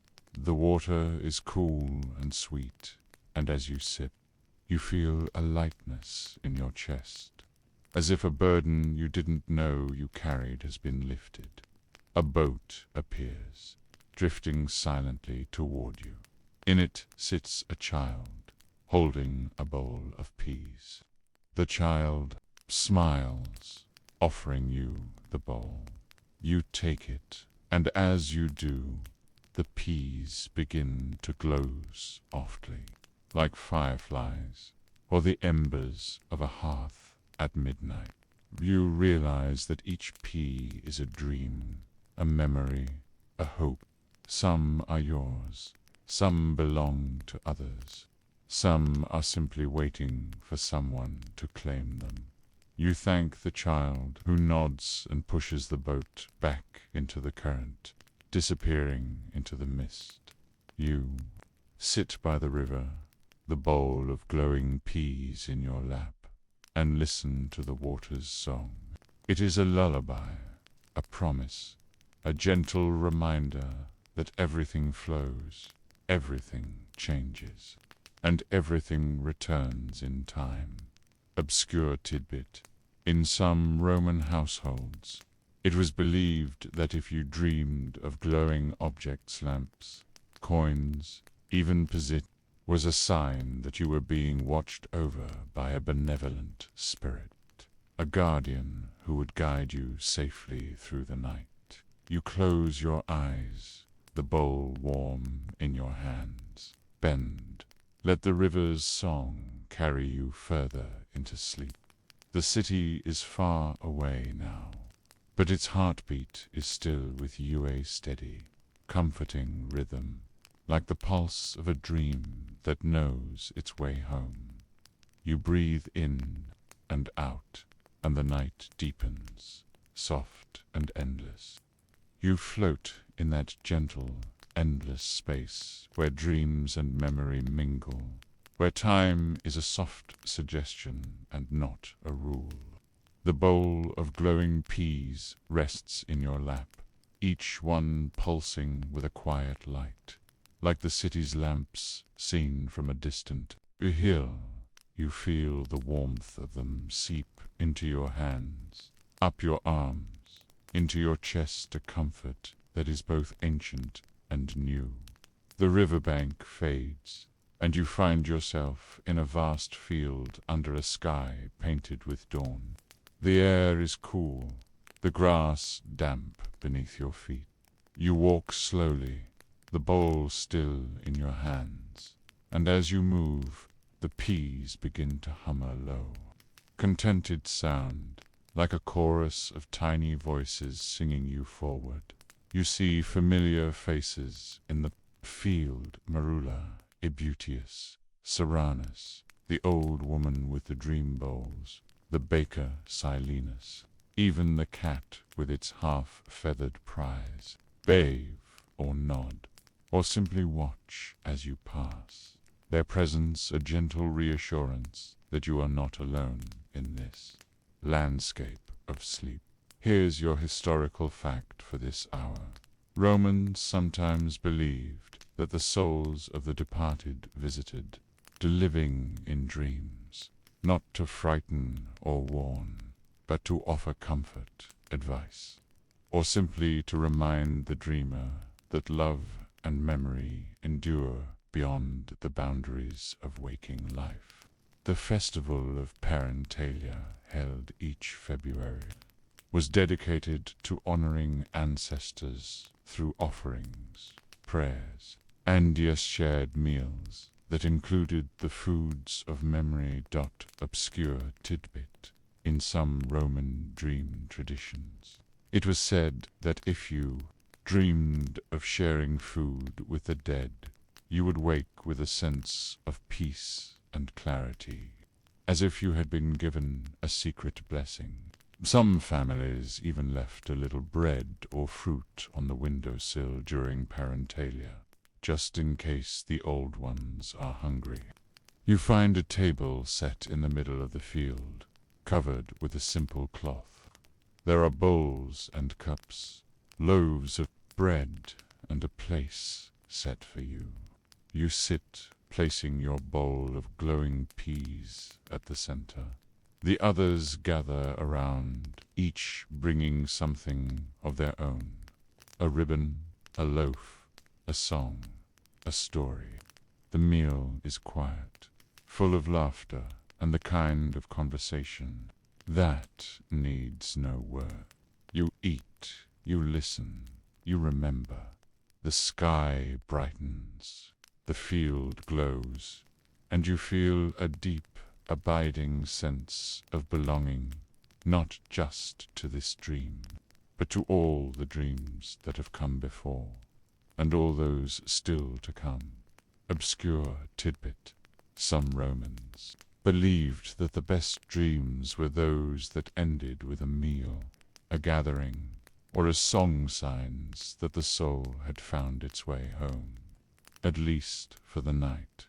You look around the table at the faces of friends and strangers, living and gone, and you know that you are safe, that you are loved, that you are exactly where you need to be.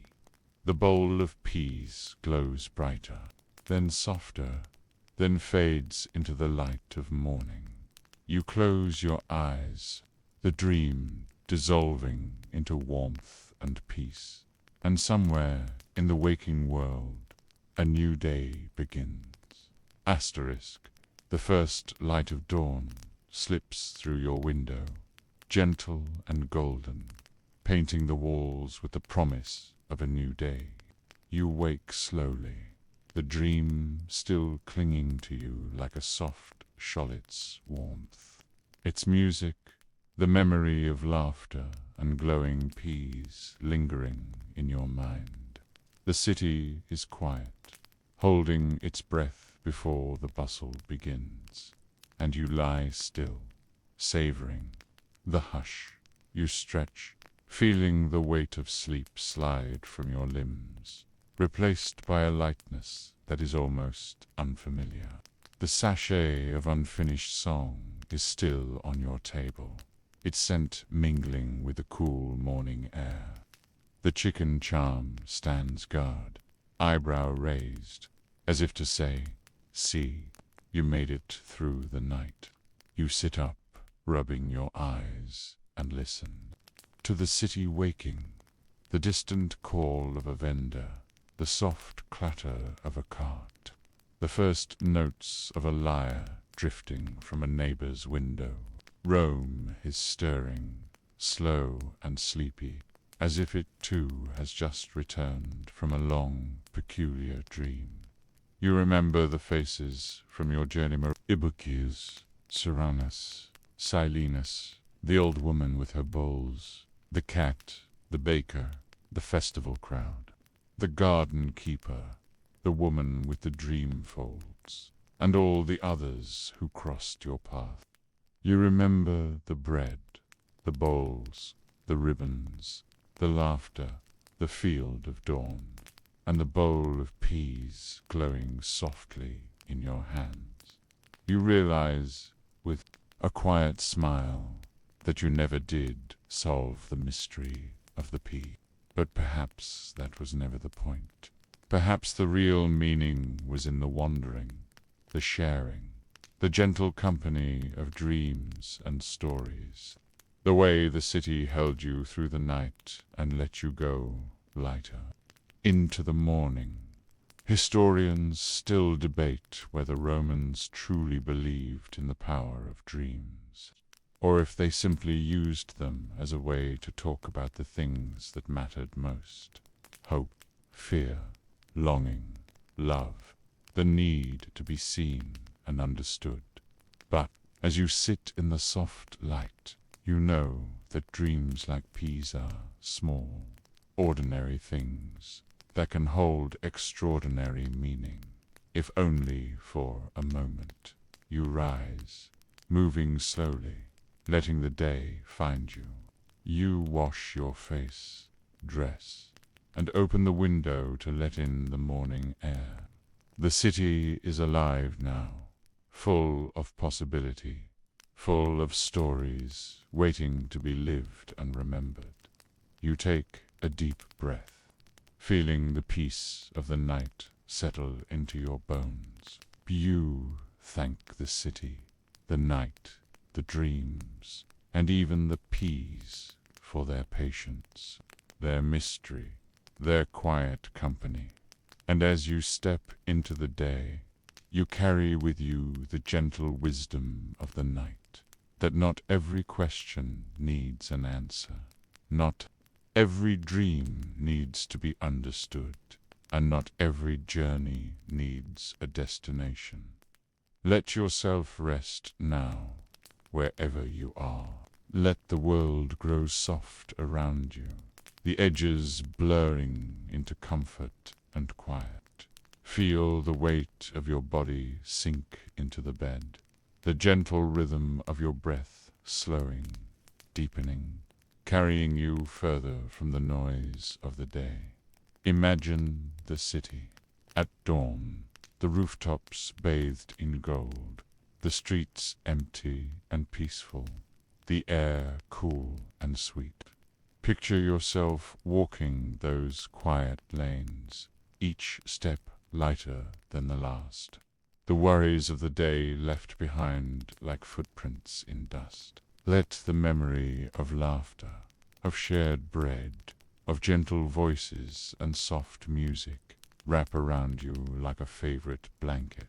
There is nothing you need to do now, no questions to answer, no mysteries to solve. Only the slow drift of thought, the soft hum of your own heart, the comfort of knowing you are safe, you are held, you are enough. Let your mind wander, as it did through Rome's dreaming streets. Let the images come and go: fields of barley, bowls of peas, ribbons fluttering in the breeze, the faces of friends and strangers, the sound of a song unfinished but beautiful all the same. Let yourself drift slowly, gently, into sleep. Trust that the night will hold you, that the dreams will be kind, that the morning will come softly, bringing with it the promise of another day, another story, another gentle journey. Rest now. The city sleeps, and so do you. Good night.